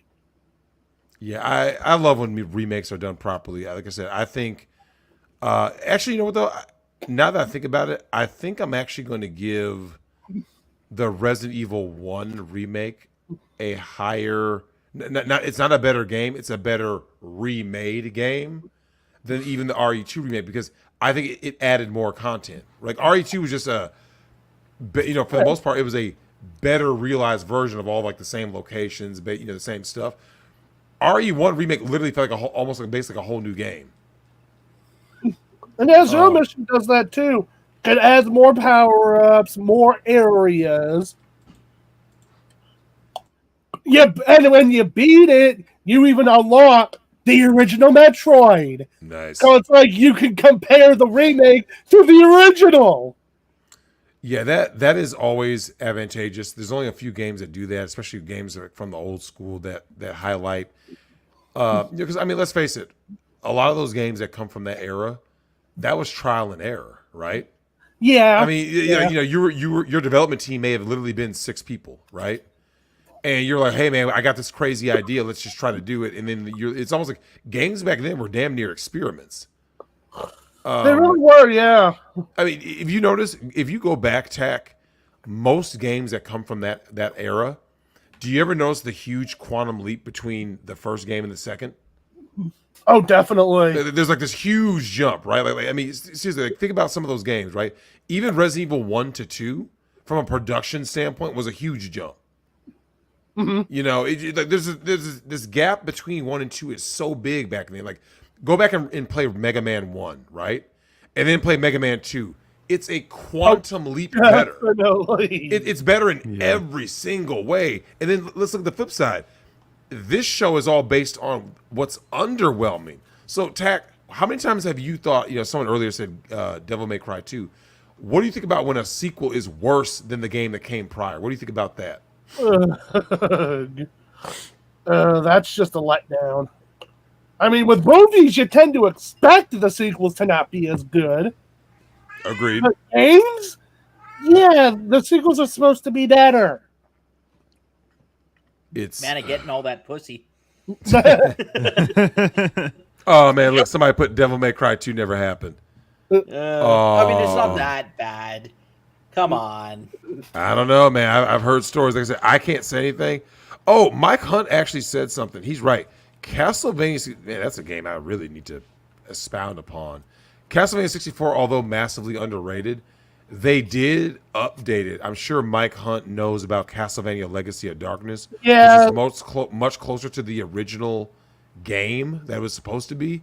But like that game, if we were to go back to Castlevania 64, you could remake that game literally right now and just change the things that didn't work, and you would have a great game on your hands. Oh, love the intro violin. One of my favorite intro music riffs ever, man. It's like, because of Legacy of Darkness existing, you don't even need to bother with Castlevania 64. Agreed. Castlevania, because don't you unlock the story from Castlevania 64 and Legacy of Darkness? Maybe. It's been too long since I played. I can't remember. I just remember having the multiple characters, the wolf dude who had like the wolf form or whatever. It was an all around just better game, like top to bottom. Mm-hmm. Like there, like if you were given the option between Castlevania 64 and Legacy of Darkness, there's no reason to even play Castlevania 64 because Legacy of Darkness was that big of an upgrade. And I, like I said, if I remember reading right, it has the story. It basically has Castlevania 64 included. Oh, wait, So it's like LP's even the less of a reason to play the original if the improved sequel has the original in it. All right. I'm getting some reports right now that Nick is going live on That Star Wars Girls' channel. Oh, look at that. He's with very Anna. shortly. Yeah, he's on the Jack Show. Yeah, the Jack on Show. Thursday. Sorry. Yeah, he mentioned that. He mentioned that on last night's stream. So Good for him. he's not going to be on YouTube tonight, but he is going to be going live soon. So, check out our man Nick Ricada, as always. Oh, Yeah. did he actually get did his suspension actually? That's what he said in locals. Yeah, I heard he's out of YouTube jail. Nice. Drex, you got to go take care of Susan, man. You really do. This is getting out of control, man. I mean, Andrew Tate just gets yeeted off. They get to. Well, I will say this though, as a quick aside, even from the topic. I'm sure you guys have now realized it doesn't matter who you are or what your topic is. If you have a swinging dick between your legs, you're a target. Plain and simple. If you're not saying the narrative, like if you're not saying the narrative, because here's the thing. Some people would say things like, "Oh, Andrew Tate's one of those, grifter guys, PUA guys." It doesn't matter if you're a PUA. You could be a gamer channel. I'm sure at some point they're gonna come after like Geeks and Gamers just because, right? Yeah. It doesn't matter. Like there's gonna be that point, and even in a show like this, you would think like, "Hey, we're just talking about video games." Yeah. Bro, they may try to delete this just because I don't know. We're not made saying fun that of women are. Last of Us 2. Yeah, we made fun of The Last of Us Part 2. That's misogynistic. Like, oh, fuck out of here, man. Like, it's silly. Jack, any parting words? I've got one more game that comes to mind. Legend of Zelda Phantom Hourglass. I never played it. I'm aware of it, but never played it. What was the issue there? One of the That's a issues Game Boy game? DS. DS, yeah. Oh, yeah, that makes sense. One of the issues. Okay, a smaller issue, but it's still a sticking point. The soundtrack just isn't as memorable, and for Zelda, that is a crime. Because that's one of the big things with the Zelda series: memorable soundtracks. Agreed. Of course, Side quest. The real issue, though, it makes you go back through this dungeon multiple times, and you get deeper and deeper into it each visit. It just gets old, basically. Oh my God. Okay, Zach, can I build on that one? Because, Drex, you remember the artificial lengthening missions. Metal Gear... Look, Sons of Liberty was not a bad game. It was a good game. But that was the one sticking point I had, was the artificial lengthening of the game with these go backwards missions. Yeah. I think we've had that issue with all games like that. It's just there's a lot. There's a lot of them that do that. Yeah, a lot of games do the back. Here's the thing. Would you guys all agree that like rather than like backtracking, there should just be more games that like you make the entire game interesting rather than saying, "Hey man, go all the way back." It's like I don't want to backtrack. Like it starts getting just stupid. Like it depends on how they do it, because a lot of the Metroid games handle the backtracking well enough. Agreed. Although I don't think the newest one did. To be honest with you, I don't think Dread did backtracking well. I think they went That's overboard not with bad. It does have some issues that they could fix in the next one. Still solid. Still a solid game though. Yep. Great comment. It's the legendary X-Ray quest. A party of 4 plus 2. Oh my goodness. I'd say the peak there. I don't know. It's toss up between Prime 1 and Super. Super does not need a remake. It's flat out. No. Does not need it. Metroid 1, Metroid 2, they needed their remakes. Especially Metroid 1. Oh boy. Although Metroid 2 had a lot of the same issues, like with the bomb defusal. God, okay, I'll tell you what. I'm gonna be honest. I'll tell you what they should have done the bomb defusal, Tim. They should have made the bomb defusal more of a let's just say a complex mini game, right? Like almost like a puzzle, right? Like a puzzle. Yeah. Not just go spray this on. We got to find the bomb. It's just like, dude, come on. Oh, the coolant. Yeah, the coolant. great. Come, dude. Like I said, I only at know the time that wasn't bad. Because of that DSP moment where he forgets to equip the coolant. Yeah, some of these, like, you know, what's funny when you play a game, right? Here, I think here's a way to know whether. Let's talk about greatness for a second. One of the ways that you know something is a great mechanic is that you aren't annoyed when you go back and replay it, right? Exactly. The coolant thing. I mean, Tim, I bet you if you played through Sons of Liberty right now, that part would annoy you, right? Yep. I got a part that would annoy you. Swimming underwater with useless Emma Emmerich, whose legs don't work, with the little like bombs that are in there for no reason, right? Do you remember that section? Yep. Remember that? Like everyone hated that. It's like, oh my God, come on. Like, so this girl is on my back. I have to swim through these water sections because, you know, oh, she can't swim. Okay, cool. Now what? You get to that second part. And remember, you remember that, Tim. Everything looked the same anyway, right? Yeah. It was hard to know. And then it was like, oh, now these floating bombs were in the water. Come on, dude, get the fuck out of here. Yeah, who put those there? It's just stupid. It's artificially making the game like that portion difficult. It's like that's literally in the game just to. Oh wait, Metal Gear Solid PS still holds up. I still own it on PS1. I have the original 2-disc case sitting right in my. Oh man, that brings back memories. I have it on the PlayStation Mini, which I of course hacked the crap out of because you kind of have to with that thing because that thing has a lot of issues.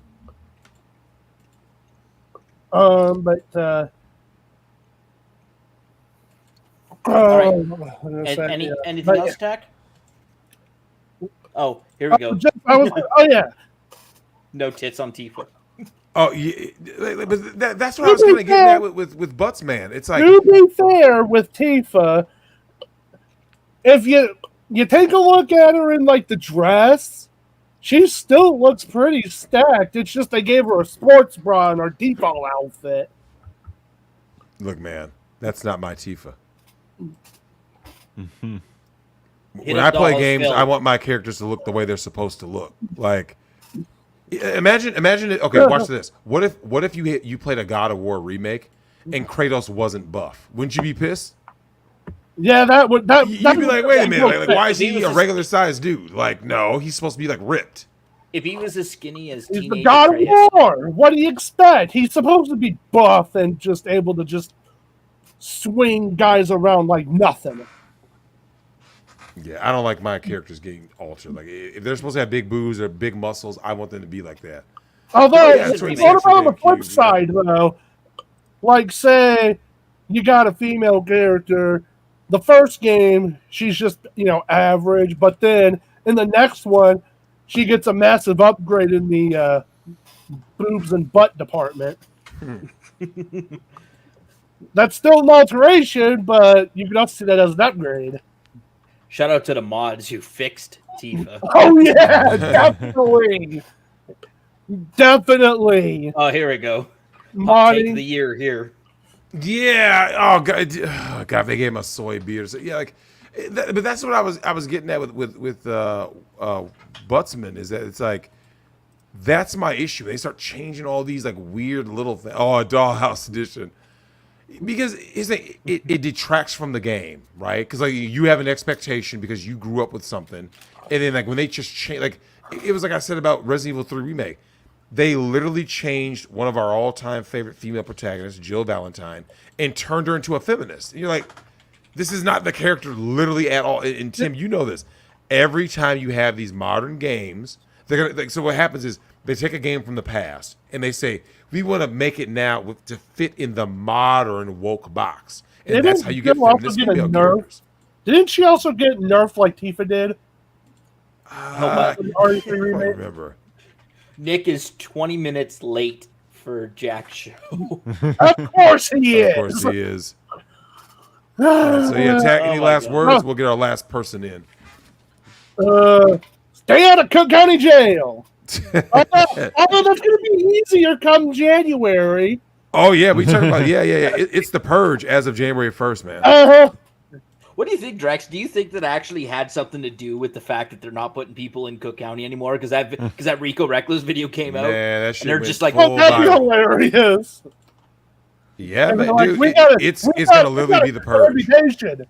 What oh little, look, what little someone who reputation? pretends to be a mushroom is in the chat. Very sad. Look what they did to our girl. Yeah, but that's the same. Like, they're not just doing male characters wrong; they're doing female characters wrong.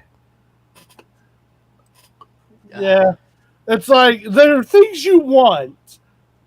There are two things most guys want.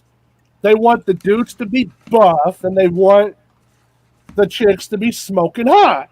That's not necessarily true. Like Leon S. Kennedy is a good example. He didn't have to be buff. Okay. But Well, if you're not he's- buff, you have to I guess be I'm talking flexible, more with like right? actors, Nimble. especially like the 80s. All the dudes were buff, all the chicks were hot. Yeah. Well, here's the thing: a character like Leon, though, he's always like all the Resident Evil protagonists are always masculine. If anything, if it goes overboard because it gets silly, like Resident Evil 5 with Chris punching the boulder, it's like, That's just dude, that's like one of the most memed moments ever. Yeah, and you know what, Drex? They did a huge disservice in the Resident Evil movies because I wanted buff Chris in the Resident Evil movies. I don't know who exactly I would cast. I don't know actors that well, but when I saw, I don't know who played him, but when I saw that skinny ass, it almost looked like he was wearing a fat suit. It was like an olive drab jumper from Snake Eater. Oh, weak. Yeah, what a shame. But yeah, Anyways. Tech, we'll get you out of here and get our last person in here, and we will shut it down. But who's the last person up? We got Mega Max coming up next. All right.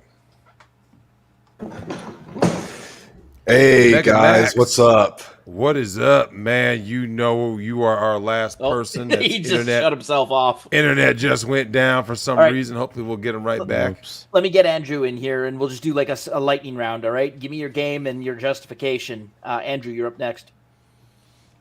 Well, hello. Andrew, See what you up? guys. Hello there, Drexel. Hello there, Tim Allen. And hello there, Manic. I forgot your name. I'm sorry. How you guys doing? We're all good. He's the man. Wow. Now, You're okay Andrew. until you said that. Lightning Now, round, Andrew. Come on, what's your Andrew, name? we got games galore. What game have you played that you thought to yourself, bro, you were that close? All you had to do was just do these things, and this shit wouldn't have actually gone to, man, it would have been great. Well, usually I let other people play the game so I can see how good the game is before I buy them, to save some money. I'm into like strategy games, for example, Total War. Recently, Total War Warhammer 3, they released it, and there was a lot of bugs, so I'm happy I didn't buy it. So, yeah. Well, I haven't played games recently because I've been really busy, killing chickens and all, but, So, honestly, you don't look like the type of guy to play games, just to be honest. I was kind of surprised that you actually have... Oh, me? Yeah. Oh, yeah, I'm a huge gamer. Really? I mean, yeah, you so... look more like a film director more than anything, probably because of the hat. Movies and games. Yeah, movies and games were my thing growing up, along with sports and a bunch of other stuff. But like, one thing about games that always struck me is when I was in college, I remember it hit me. There's a point, Andrew, where I realized, I remember telling my dad this. I said, Dad, video games will surpass movies as like the predominant medium, right? In terms of relevance and money, because like games have far surpassed movies because it's cheaper to make a game, and your profits can be much bigger. Like, dude, when you see one of these Marvel movies, do you know what the actual cost of a Marvel movie is now in terms of production plus marketing? Hundreds of millions. It's like $600 million. So for these people to turn a profit, they got to make damn near $1 billion. Like video games, we can all make a video game right now for like let's say it costs $20 million, $30 million, right? And that's like a fairly decent sized game. How much do we think Mario Kart really costs to make, right? You see what I'm saying? Okay, so let's do the math. Mario Kart 8 on Switch has sold, I think, almost 40 million copies, right? at 50 to 60 bucks a pop. Well, that's more than we start adding DLC. The game can keep making more money, unlike movies. When we look at this, right? When I looked at games is the medium because it gets the best of both worlds, right? What is the best part about a book? Is that you have unlimited. There's no editing, right? In a book, your story can be 100 pages or 1,000 pages, right? I can go into a character's head. I can jump protagonists. You can't do that in a movie because you're always going to be restrained by time. The advantage of a movie, though, is that you get to use visual techniques and motifs, right? In music, it's a sensory thing. Whereas in books, it's all in your mind. Video games gets the best of both worlds with the added bonus of now me, the person, I have autonomy on how the story goes, how my game experience is. Did I get all the items? There's all of these things. Now, Andrew, when it comes to what is your disappointment, though, what have you played that made you say, damn, this shit is kind of meh? It's just the crashes, to be honest, and the bugs. It's like, stop hiring people based on how they identify themselves. Just hire competent people, please. Right. All this affirmative action quotas is now, starring its way into games. Usually, back in the past, it used to be movies, and now it's game as well. It's just, leave us alone. Just leave us alone, please. Just let men have their own, space to enjoy themselves, and not having all these stupid woke stuff. But that's how the world works nowadays, unfortunately. Well, I agree with you there. Now, let me ask you this, though.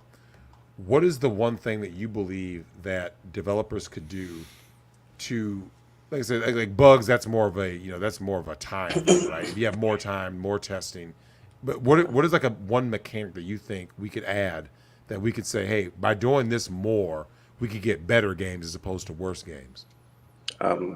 Get rid of all these affirmative action quotas and hire competent people. That's all I can say.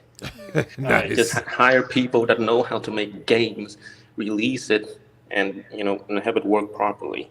Hire people that actually pay attention to how good the game is performing, rather than hiring all these blue-haired feminists and just trying to be politically correct. And, yeah, It's the simplest advice, but it's the most effective. I mean, that's Just all I put have the to best say. person Just- of the job. yeah, But Tim, Anyways. those days are over. Yeah. yeah. Anyways, Andrew, we'll get you out of here. We'll get the next person in. We got 4 now. I'll see you guys later. All right. Nice. Market's up next. Market, be ready to go, man. Lightning round here. All right, can you guys hear me? I can hear you. Sweet. All right. Halo Infinite, garbage game. I came in late to the stream, so I'm assuming someone already brought it up. But if you guys have played Halo Infinite or have only heard about it, what a disaster. I'm going to give you the quick synopsis because there's... Oh, so you have. Okay, then I'm not going to waste your time then. The only thing I'm going to mention now is, guys, Resident Evil HD Remake, Drex, and everybody's been talking about it. But if you really want to take it up a notch, and this is only for my PC peeps, get the nude mod that makes Jill just amazingly... I mean, you can... Here's RE3? No. Screw that game. Although there is a nude mod for it, which would make that game at least semi... It would make it almost tolerable. Almost. Yeah, thank you. I was trying to find a generous way. You said it much better than I did. It would make it tolerable, but I'm talking about the true Resident Evil 1 HD remake. If you have it on PC, Steam, whatever, you can get a nude mod. And there's quite a few. It's the same nude mod template, but the difference is you get to choose two important things. Either choose the bust size you want for Jill, or if you want her to wear high heels or just go barefoot. Don't know why that's an option, but that's an option. So whatever for those who are into that. I know my Drex in his feet, Yeah, right. Oh yeah, that's right. Oh, Sticking it in God. sticking it in areas to keep the toes warm. I bet. All But yeah, right. that's all I wanted to say. So thanks for letting me on. Hey, thank you. Absolutely. All right, for Halo Infinite, Drex, we talked about Build-A-Base Simulator for Phantom Pain. Manic, am I not too far off when I say that Halo Infinite brought the worst of Build-A-Base to the Halo franchise? Yeah, I would say Halo Infinite is so bad that like I think it's too bad to be in this conversation. Really, there's too many things going against it. Yeah. How does that happen? I thought that game had a bunch of people on, right? Like, didn't Halo Infinite have like a bigger budget, time to work on it? Like, how did it end up? Like, well, I don't play Microsoft. Halo, so I don't know how I got that. No bad. new content. Wait, what? It just did not get any updates. No new content, basically. And also, there's oh my god, the more I compare it to Phantom Pain, the more it actually... Manic, you're with me on this one, right? It actually is like Phantom Pain, because the twist at the end is like, oh, yeah, the new person was actually the old person the whole time. Oh, no, I didn't play the campaign. Oh, and anyways, I heard the multiplayer is pretty good, though. But still, like, I said after Guardians, all right, I'll give Infinite a chance before I pass judgment on the trilogy. Well... Infinite's out. Played it. The gameplay was all right. Solid gameplay in terms of the FPS portion, and some actually decent boss fights too. But just overall, it's like a 5 out of 10 for me, and that's because that's coming from a hardcore Halo fan. Yeah, Infinite did not save the franchise, so the what was it, the Forerunner trilogy or whatever they're calling it is it's dead to me. I don't think I'll come back. But anyways, on to our next person. Silth, you're up next. Oh, sorry, let me get Megamax back in here. Get him through. Oh yeah. Yeah, let's get him. Mad Max back. Yeah, sorry. I had a retard moment. I thought I would fucking echo through this thing. Oh. But anyway, I guess if we're in the lightning round, I'll try and speed through some stuff. The reason why Konami is the way it is right now, money-grubbing pachinko machine makers, is because of Kojima as VP. He fucking sucked ass and greenlit a bunch of shit that caused Konami to just like spiral out of money, where it's like, all right, guys, what's the safest way we can make money? MGS and Castlevania pachinko machines. Brilliant, do it. It's and you know where'd all that money go besides well that's hey, reuse Fox Engine, put some shit together. It's still sold somewhat, not very well, but they probably recouped some losses at least. It's more disavowed than Other M is. Drax, could you imagine being more disappointed in Metal Gear Survive than Other M? Oh, I didn't. I heard that was like the worst thing ever. But yeah, well, hey man, that's Kojima for you. That's what happens when he sucks. He makes shit decisions and sucks all of your money into fucking MGS5 and won't release it on time. Yep.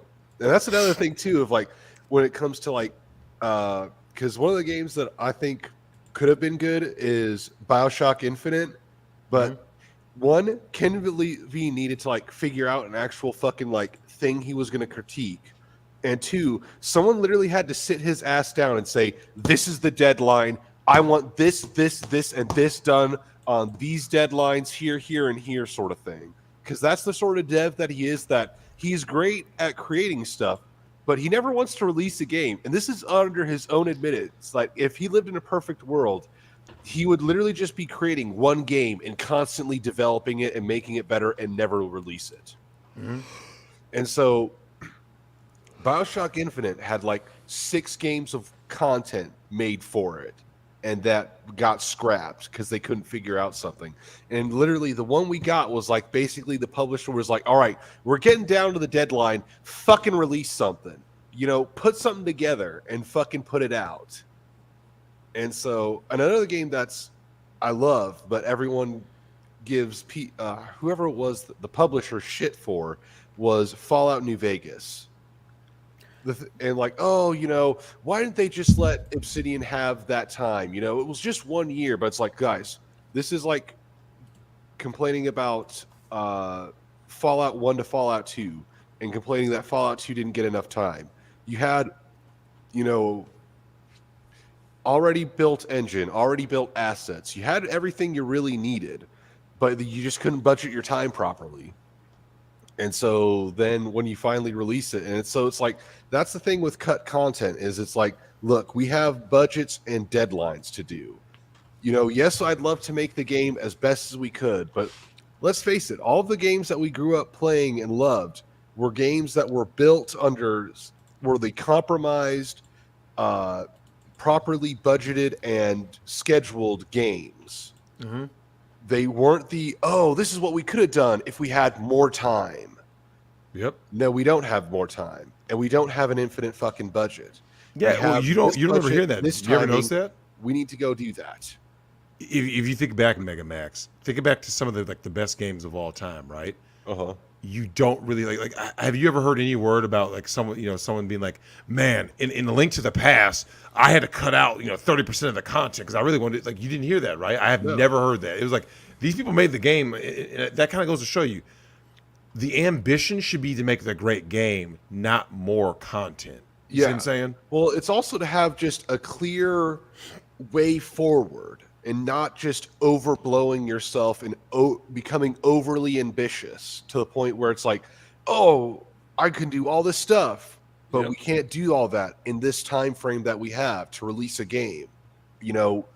It's one of those, I love Rager's Fist's analogy for it. It's the teacher isn't an asshole for not giving you another week to turn in your paper that you had like 3 years to do. Yep. It's due on this date. You know what was needed to do. Now, it's one of those things of, hey, boss, some things came up. Could we please have like a little extra time to iron out everything and we're good, sort of thing. But it's like once it goes on to like repeatedly, over and over, eventually the buck stops and it's time to fucking release. Yeah. It's funny. I actually saw a documentary. I don't know if you remember this, Tim. Metal Gear Solid 4, if you pre-ordered it, had that little movie, right, where you got to kind of like see the behind the scenes and the making of the game. It came like a I think that was U.S. only. Was it U.S. only? Okay. Yeah, I pre-ordered in Canada and didn't get that. Oh, okay. Well, it came with a disc, right? You got like the soundtrack and stuff. But there was a guy who was working side by side with Kojima. So he must have been like, if Kojima's the number one guy making Metal Gear Solid 4, this guy must have been like 2 or 3, right? And he, I guess, was constantly having arguments with Kojima about that. He said, yo, man, Kojima is all about polish, right? Like just, or no, my fault. He was more about like create. And this guy was more about polish. Let's polish what we've got so it's a finished product so we can release it. Whereas Kojima was like, hey, what about, kind of like George Lucas, right? What about this? Well, a good example of that was brought up in a review for Why Ukulele Sucked, done by Stop Skeletons from Fighting, was this with the movie Incredibles. There were 2 people that were the driving force behind it. One was like a creative guy who's like, hey, I want to do this really complex scene that be pretty cool. And then there's like another guy who's like, what his whole thing was like, I'm trying to make us finish in first place. And the other guy was like, I'm trying to make us finish the race by crossing the finish line. Mm-hmm. And it's that sort of interplay between those 2 figures that's what made The Incredibles a good movie and actually release on time. Because that shot that he wanted to do wasn't in the final movie because they just didn't have the time or budget to do it. And so he was able to convince the guy to switch to another thing. And it's one of those things of those 2 guys probably disliked each other, but still saw the necessity of each other. Yep.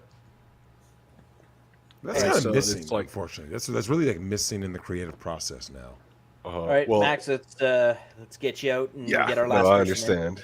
Yep. See you guys around. Hey, thanks for coming on, Max. No problem. I'm just glad I could clear the air on some stuff. And it's like when it comes to cut content, don't always blame the publisher for being an asshole. Yep. Sometimes it's the dev who's being an asshole and making you think that's the publisher who's the asshole. Yeah. When someone's giving you 2-3 years to make a game, like, come on, bro. Like, you got more than enough time. Or even like 1 year, but you have all the assets ready for you. And you agree to the decision of like, you agreed to the 1 year deadline. Correct. You don't get to bitch and complain. It's like, oh, if only we had a little more time, blah, blah, blah. It's like, dude, you fucking knew what you were getting yourself into. Don't bitch and moan. Well, I think adding new things is the reason. I mean, Tim, think about all the games that were almost great. Do you ever notice they usually try to like implement too many new things rather than this is very true of like sequels, right? Like anything that's in a long running series. It's like, bro, all you had to do was just do this. Instead, you're like, no, we developed a new engine and we're gonna add all these new mechanics. And then what ends up happening is they're all like all the new things you try to implement are all half baked. Whereas had you just used 3 new things, right, that were done really well, that's better than 10 new things where they're like none of them are implemented well. They're just kind of like, or like do like one or the other. Add 10 things for the next sequel, or update the engine. Don't do both, because then it's like you can sort of plot that out of like next game bigger, better sort of thing. Next game after that one, the engine change that makes everything that came before better. You know, better graphics, better AI, better this, that, and the other. Because you know you either get the experience for one, so you can do the other better. Game with a new engine, where you focused on making that new engine, you understand how that engine works, and you don't end up accidentally fucking up whatever new thing you wanted to add. Or when you add new features, well, you know how those new features are good or what can be done better. So that way, next time when you have that new engine, you can implement all that stuff you have experience with better, or just implement it. Yeah, and you know, I've done software development before, not for video games. I'm not a game developer, but I've done soft dev before. And I mean, you even if you've worked on a project of 2 people, the project gets out of hand on you very quickly. Or even if you're just working by yourself, you get on these weird tangents, right? And you're like, oh, I'm gonna, you know, go down this code tangent, and then you try to you beta test your game, and you're like, oh crap, I didn't finish the first tangent I did. Anyway, nice talking with you guys. I'll see you pleasure, Mega Max. No problem. We'll get Silth in, and that should be the last person. Right. I see someone's called D Nice Gamer, but all his audio stuff's all messed up. So if you can fix that up before we're done, we'll get you in. Otherwise, Silth, you're up. Hi guys. Silth, how you doing, man? Well, I have to say, I bring controversy. In 2005, my favorite game was released. Need for Speed Most Wanted. I remember that. I remember that game. A fantastic game, good story, and everything. But in 2012, we got Need for Speed Most Wanted. Or at least EA wanted us to think that, to buy the fucking game. But we got a shell of a game. We didn't get Most Wanted, we didn't get a story, we didn't get, despite what the journals said, it wasn't a good game, at least not for me. What were the elements in it that made it not work for you, that other Need for Speed games did make work? I'm comparing it to the 2005 because they both have the same name, Most Wanted, right? But the 2012 has Most Wanted, but it doesn't hold anything from the successor. Not the storyline, not the gameplay, is nothing. It just has the title. Do you think that actually pissed you off more, is to have like the same title in a worse game? Or if they would have called it like Need for Speed, Maximum Overdrive, right? If it had like a different name, do you think that would have been a lesser blow? Yeah, because it's not a lie. Yeah. Well, that's the kind of problem with these games, right? When they make a game that's it's going to remind you of an old game, right? And you're thinking like, oh, this is going to be the evolution, and it winds up not being an evolution of that older game, right? Oh, especially when they put evolution in the name. Oh, what is it? Oh God, there was this jet kind of, what was it? Jet ski, or I don't know. There's some futuristic like jet mobile racing game from PS1 era. God, I can't remember it now, but yeah, they had evolution in there. I think Tony Hawk's also bad for that. Oh God, I remember. What was the Tony Hawk game that came with the skateboard that was terrible? Tony Hawk Ride or something. Yeah, where you put words like evolution or DX or extreme. Oh yeah, it's always awful. Anyways, But you get my point, right? Right? Oh yeah, yeah. It had the name. Yeah. When you have that name, I think that kind of is true of a lot of things, right? Like, isn't that the reason why like we hate bad sequels in Hollywood for that same reason? Like, oh yeah, man, I'll tell you what, Sylph, this is gonna be the one, right? It's gonna be this, It's like when someone says, like, what is it? Like, Terminator, what do they got? Dark Fate, Terminator Genesis, and then you see like, this movie sucks. This is nothing like the Terminator I grew up with. Same thing with like in your case, Need for Speed. These games come out with the same name and none of the same spirit, right? It's even beyond. It's not the same spirit. It doesn't have a clear story. It doesn't have the same kind of feel, the gameplay behind it too. It was just a marketing strategy to sell a few more copies of the name. Well, money is what drives all of this, right? Like when I say, hey, Sylph, I know I can get you to buy this game more than likely if I just give it that same name. I can sucker you, right? You're going to be my new sucker. And that's what gets a lot of these companies to keep releasing. Like, think about it. Why is The Last of Us being remade when the game came out in 2013, right? Obviously, you and I both know what that's about. Oh, yeah, Drex, well, we're going to milk these people. Drex, our message is that, because a lot of these games actually are huge failures. And there's been a couple of Marvel movies, right, that have been colossal failures because of the woke shit. They don't realize that if you just put out a good game, we will buy it and we will make you money. I don't know why they keep thinking that, well, we're just going to remake this for the 17th time. Yeah, when it comes to remakes, a lot of times people ignore them when they don't see a reason. Like, if you're going to make a remake, it should be for something that is old enough. You see this in movies also, right? Like, I'll give you guys an example. The original Scarface, right, the Howard Hawks version, came out in the 1930s, right? The one that most people are familiar with is the Al Pacino version. That's 1983. Well, a 50-year gap is long enough where you can say, yeah, that can deserve a remake, right? Well, The Last of Us came out in 2013. What do you need a remake for? I'll give you a perfect example. And I've gone back to this a couple of times. Share screen. Yep. Here we go. Let me pull this up. Oh, thanks, Manic. Look at the difference between these two. Yep. That's a proper remake. Night and day. Wow. Yeah. 20-year gap. Hey, Sylph, what do you think about this, right? When games that you grew up with get updates, they should primarily be cosmetic and then like control mechanics based, right? Like the camera's better, things like that. Or even redoing the voice. Like they redid all the voice actor lines because in Spyro 1, these were like rookie voice actors. They couldn't afford a proper voice actor, so they redid all the voices too and all the voiceover. Yeah, and it was better. Tom Kenny wasn't Spyro until the second game. Yeah. Oh, man, do you remember when they did?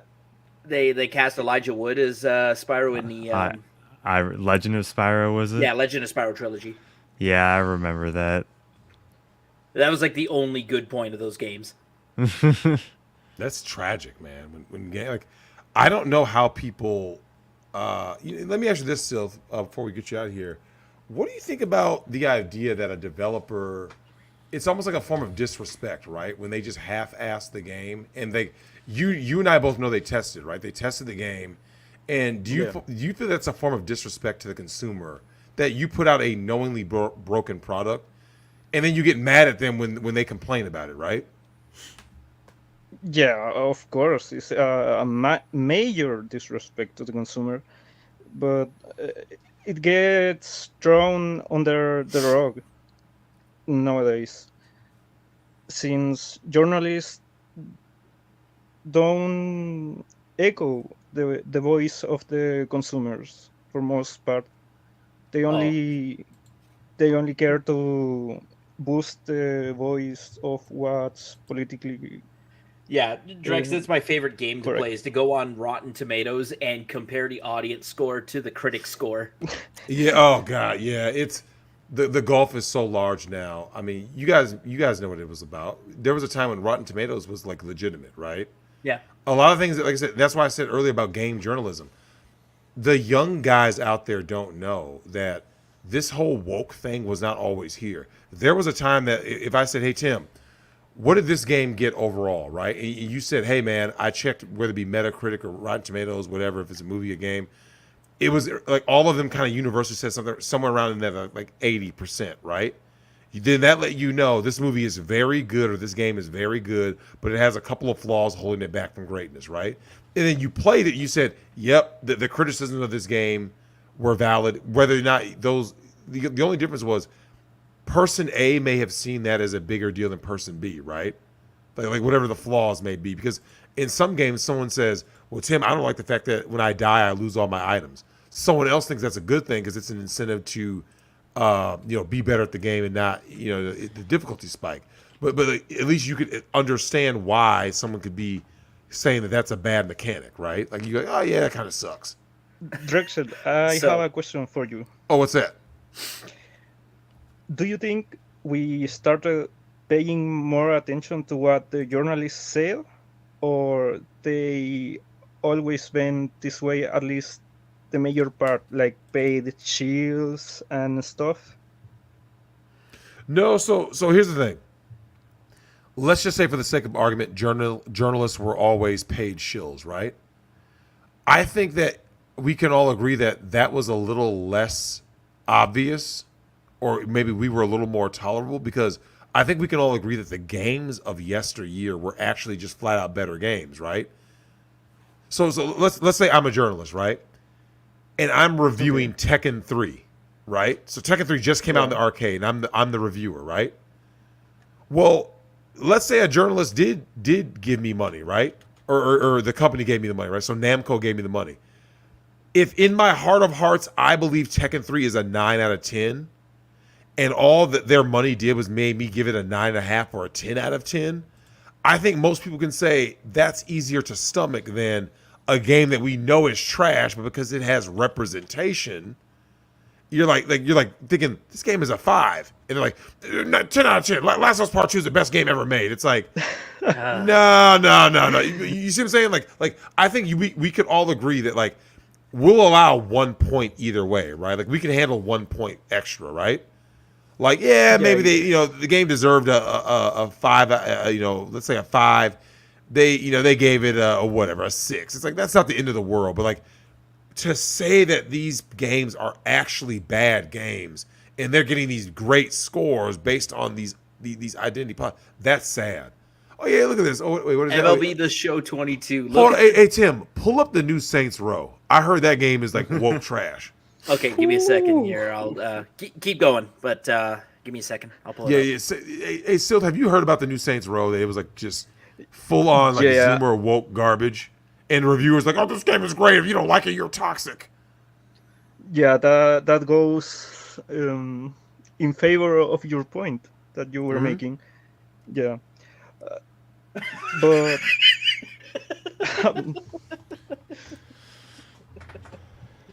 oh God. Oh. A 3. Look, with 780 ratings, 3.0. Saints Row is done. Look at the characters. 19 critics. 95. Come on. Sumer gangsters eating and drinking Starbucks, making Yeah. They get their soy. Like, come on, man. Oh my God. They literally bastardized the whole like the essence, the spirit of Saints Row. Okay. They're listening to Frost Urine. Oh, is that Halo? Wait, hold on. So Halo why is Halo Infinite get such high scores on the user and critic rating? If you guys say it's so terrible, I don't play Halo, so I wouldn't know. I don't know. The multiplayer, maybe? The Screen People Rant enjoy review is actually multiplayer. very on point. Oh, is it? Right.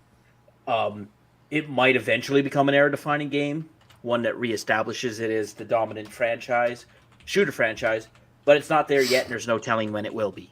I think that's a fair representation of what Halo Infinite was. Sounds about right. Like, it was meh, right? It was meh at best. Yeah. Meh turns into like 87%. Like, damn, really? And the user score, but there's like 5,100 ratings, so... Oh, it's funny, though. I looked up for... so Halo Infinite for Xbox One has a 5.0 user score. Tim, So... hey, Tim, Yeah. Something is amiss. did you guys see the trailer for this game? Can't remember the name right now, but it was like the protagonist was a female that had this kind of Marvel-esque essence to her. Uh-oh. Like, was like Skyrim.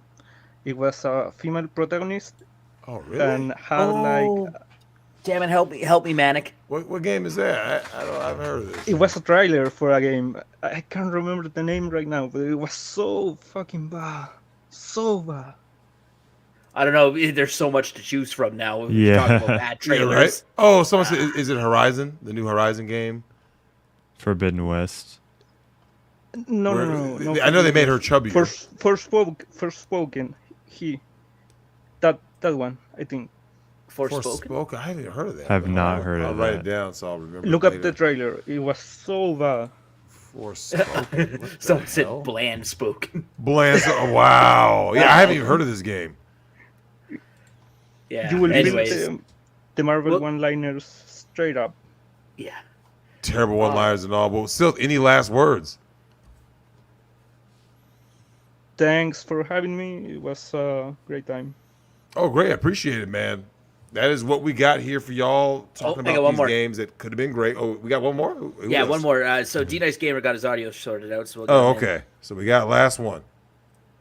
Hey guys, can you hear me? Yep, Yeah. we can hear you. Okay, cool.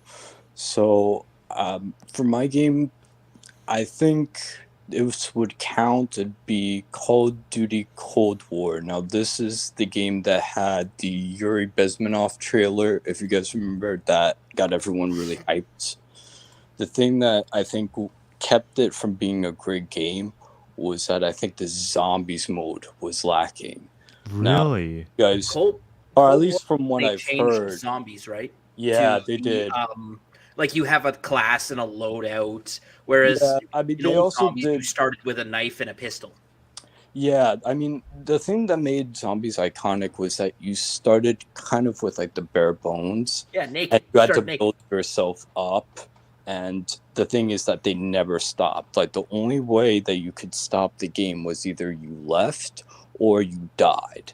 Now, they introduced a feature that I thought could have worked, which was like you could have exited, but it would have been significantly harder. But I would have liked it if they had done this with maybe in addition to like an Easter egg, where Yeah, you guys could just play it like the normally, but if you want to like go that like lure route and try to complete it, you could complete the Easter egg and then it would get much harder and then that would end the game. I Yeah, think that like- would have been a better way to have enabled that like feature. Yeah, Drex, you're familiar with the infinite wave concept of video games, right? Well, what's the concept? Because I mean, that could be a different thing. to me. Well, Yeah, this it's is just especially infinite waves of zombies. enemies. They get. Oh they yeah, get yeah, harder. yeah. I think Halo had like what the flood and all this other kind of shit. Yeah, yeah. So or very the basic mercenaries concept, right? mode in Resident Evil. Yeah, a very, very basic concept. So the old zombies was you just kept playing until you died, Yep. right? And then you go for the high score, right? 70 rounds, 100 rounds, and you know Yep. sometimes cool stuff would happen like every 10 rounds.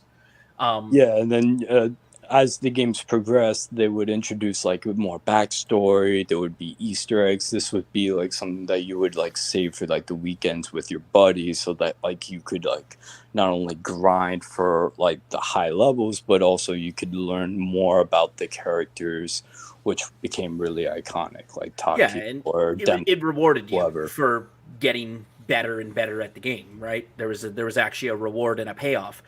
Now it's just you can, if you just unlock certain things, you can just exit and end the game.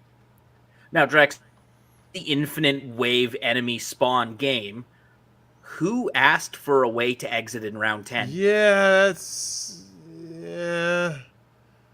I mean, like I said, I remember mercenaries mode. I can remember lots of modes in games where you keep going, like you said, till you die. That was till you die. It was an endurance match. You test your skills and get overwhelmed, basically. Yeah, like the end of Halo Reach. Manic might remember that. I know you haven't played Halo, but the end of Halo Reach is literally like all your weapons and equipment are taken away, and the final mission objective is survive. And it's just waves of enemies that come at you.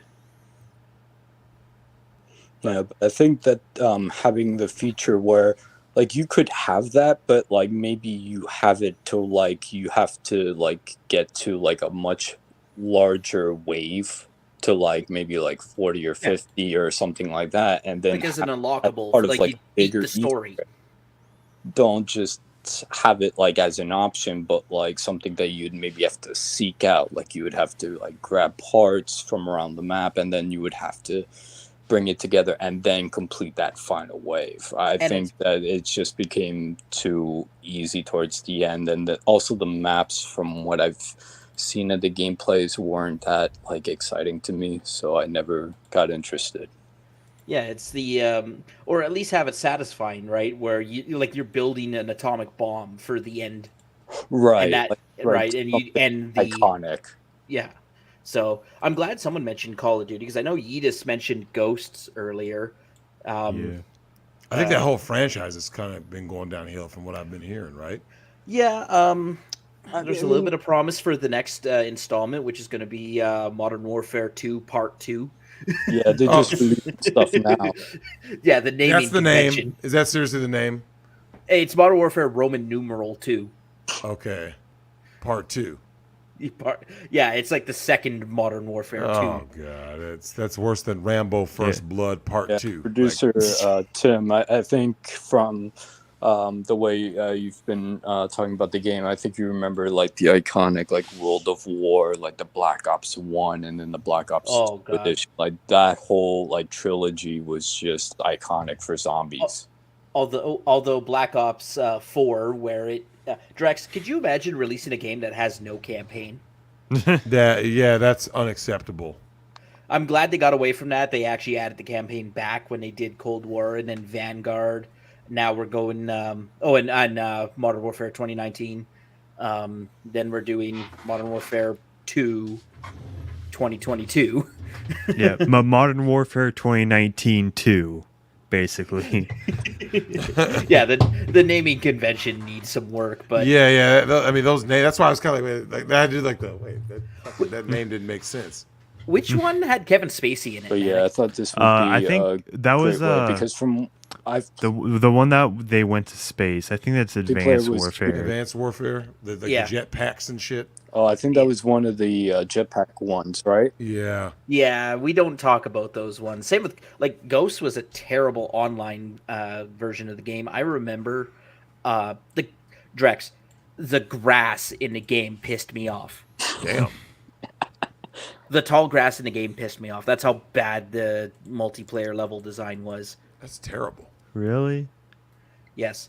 I actually like a lot of the maps in Ghosts. Yeah, that one I don't remember as much right now, but I played the multiplayer from Cold War. That was really good, and then I went back and I saw the gameplay from the story mode. That actually looked interesting. I liked some of the story stuff they did in there, and I think for me, in order to like make it as part of the question for games like this, it's always the story, the co-op, and then the multiplayer. For me, if they had worked on the zombies, I think it would have been a great game. Yeah, I totally agree on that one. Or go back to the way Zombies was, because they keep working on it, and I wish they would stop. Yeah, like by like Black Ops. Well, because I think I think with Black Ops 2, there was like the one iconic map was the map of Alcatraz. The others weren't like that much, but I think like definitely like the first Black Ops was like really great. And just kind of going back and looking at like World of War, if you look at like the music trailers and like the promotions for it, I just think it was so cool and iconic. Like, Drex, how bad do you have to be to screw up a concept like fighting an infinite waves of Nazi zombies? Easily. All it takes is somebody to have like that one stupid idea, like, what if we did this instead? What if we gave the guy a heavy machine gun to start round one with? It's like, okay. Anyways, Sorority says Modern Warfare 2019 was an excellent game. It was a beautiful looking game. It is still one of the best graphically looking games I can recall playing. Very beautiful graphics on that game. Modern Warfare was enjoyable. I liked it. It was a good story. It was a decent story too. Like the Return of Captain Price, but a whole new reimagining of the story. Yeah. But still, and you just said Ghost earlier as a game that was under. It could have been better, but it wasn't. He says he wished they made a sequel because they did leave off at a cliffhanger and then just never addressed it. Well, they probably thought they were going to get another shot, and then people were like, "Yeah, this game sucks," and then this game sucks, and they're like, you know what? Credit to the developer in that case, right? If they like, no, we screwed up, throw it in the garbage. Mm-hmm. So well, that's what happens when you constantly change developers too, right? Oh, look at this, Drex! You'll love this. Oh yeah, that was an option. And one of the things I noticed about in Modern Warfare in the multiplayer was that for the multiplayer people was that the background you could have different flags. I noticed that they had all those all the flags. Yeah. The pride flag. Oh God. Yeah, but you can shoot it, though. Like multiple pride flags, yeah. But you can shoot them and RPG them, so that makes sense, right? I remember when Dead by Daylight added like pride pins to your character. Like they even clarified in like reply to the tweet that like, oh yeah, if you target people for having these cosmetics, you're gonna get banned from our game. Wait, what? What? Wait, hold on. How do you know? How do you know they're being targeted, not just a person that you're shooting because it's part of the game? Yeah. In a game where you kill people as the objective. Yeah. Like you're the monster. You're supposed to be killing everybody. So like, and like I don't think like I don't remember, but I don't think there's native voice chat or like opposing teams in Dead by Daylight. So I'm not even sure. By the way, worth mentioning, in the first Modern Warfare, the black guy dies at the end. In the second Modern Warfare, he's a feature at the end. Oh, do you mean second Modern Warfare as in 2019 Modern Warfare? Yeah, 2019 Modern Warfare. Yeah, in the remake, Griggs, was it Lieutenant Griggs or Sergeant? Yeah, Sergeant Griggs actually makes it to the end of the game, whereas he died in the first game. Oh God. Oh, also, Griggs, if you remember all the way back to that game, because it was released in 2008 or 9, he also is the one who gets, they do a paradrop, and he's the one who gets blown off course. So you have to go rescue him at the start of the mission. And I'm just like, Drex, there was a time in the world where we were just like, we can just, we could just say that this character who happens to be black fucked up, and no one would. Yeah. No one would read deeper than that. Yeah. It just, the moment is what it is, right? The moment, the character, whatever. Like now, this is where we're at, right? People are always the deeper cut, which is just a projection, right? Yeah. It's always why did it have to be the black guy who fucked up the mission? Why? It's just a guy who just happened to be black. Like that's literally what happened. Yeah, no one ever saw Griggs as like, oh, it's that black guy. It's like, no, it's Griggs. He's the guy who's dual wielding M249 saws. Ramirez, secure the Burger Town. Yeah, there you go. Ramirez, do everything. Anyways, we'll get you out of here with that. D-Nice. Do you got anything else? No, I just want to say thank you for having me, and hope you all have a good day or night wherever you are. Thanks, man. Much appreciated. Thanks for coming on. Yeah, it's there. I think about the amount of games that have come out over these years, man, and like the difference. This is true of a lot of things. The difference between greatness and like mediocrity is usually one or two little tweaks, right? I mean, that's basically it. Yeah. So it's I have a game that just like completely is the embodiment of that. I have it right next to me on my shelf right here. It's a Star Fox Zero. I remember hearing about that game. I didn't play it though. It's the Wii U title. Yeah. Okay. So okay. One, it takes a full playthrough to get used to the controls. Damn. And it doesn't help that it's literally It's literally, another remake of the first Star Fox, which, Star Fox 64 was a remake of the first Star Fox as well. Yep. So well, like the controls are, you have a first person view like in the cockpit on the Wii U gamepad, and then you have your like third person view of the starship on the TV. So you have to like navigate your starship while you have to like touch the gamepad with your to fire and aim. What the? That's this comment from Stare. Yeah, Apex started banning users with Andrew Tate username. Wow. I'm not surprised though, honestly. The Lion King. Oh, Drex, oh God, I've heard so much about that on Super Nintendo. Oh my God. One of these days I need to play that at some point.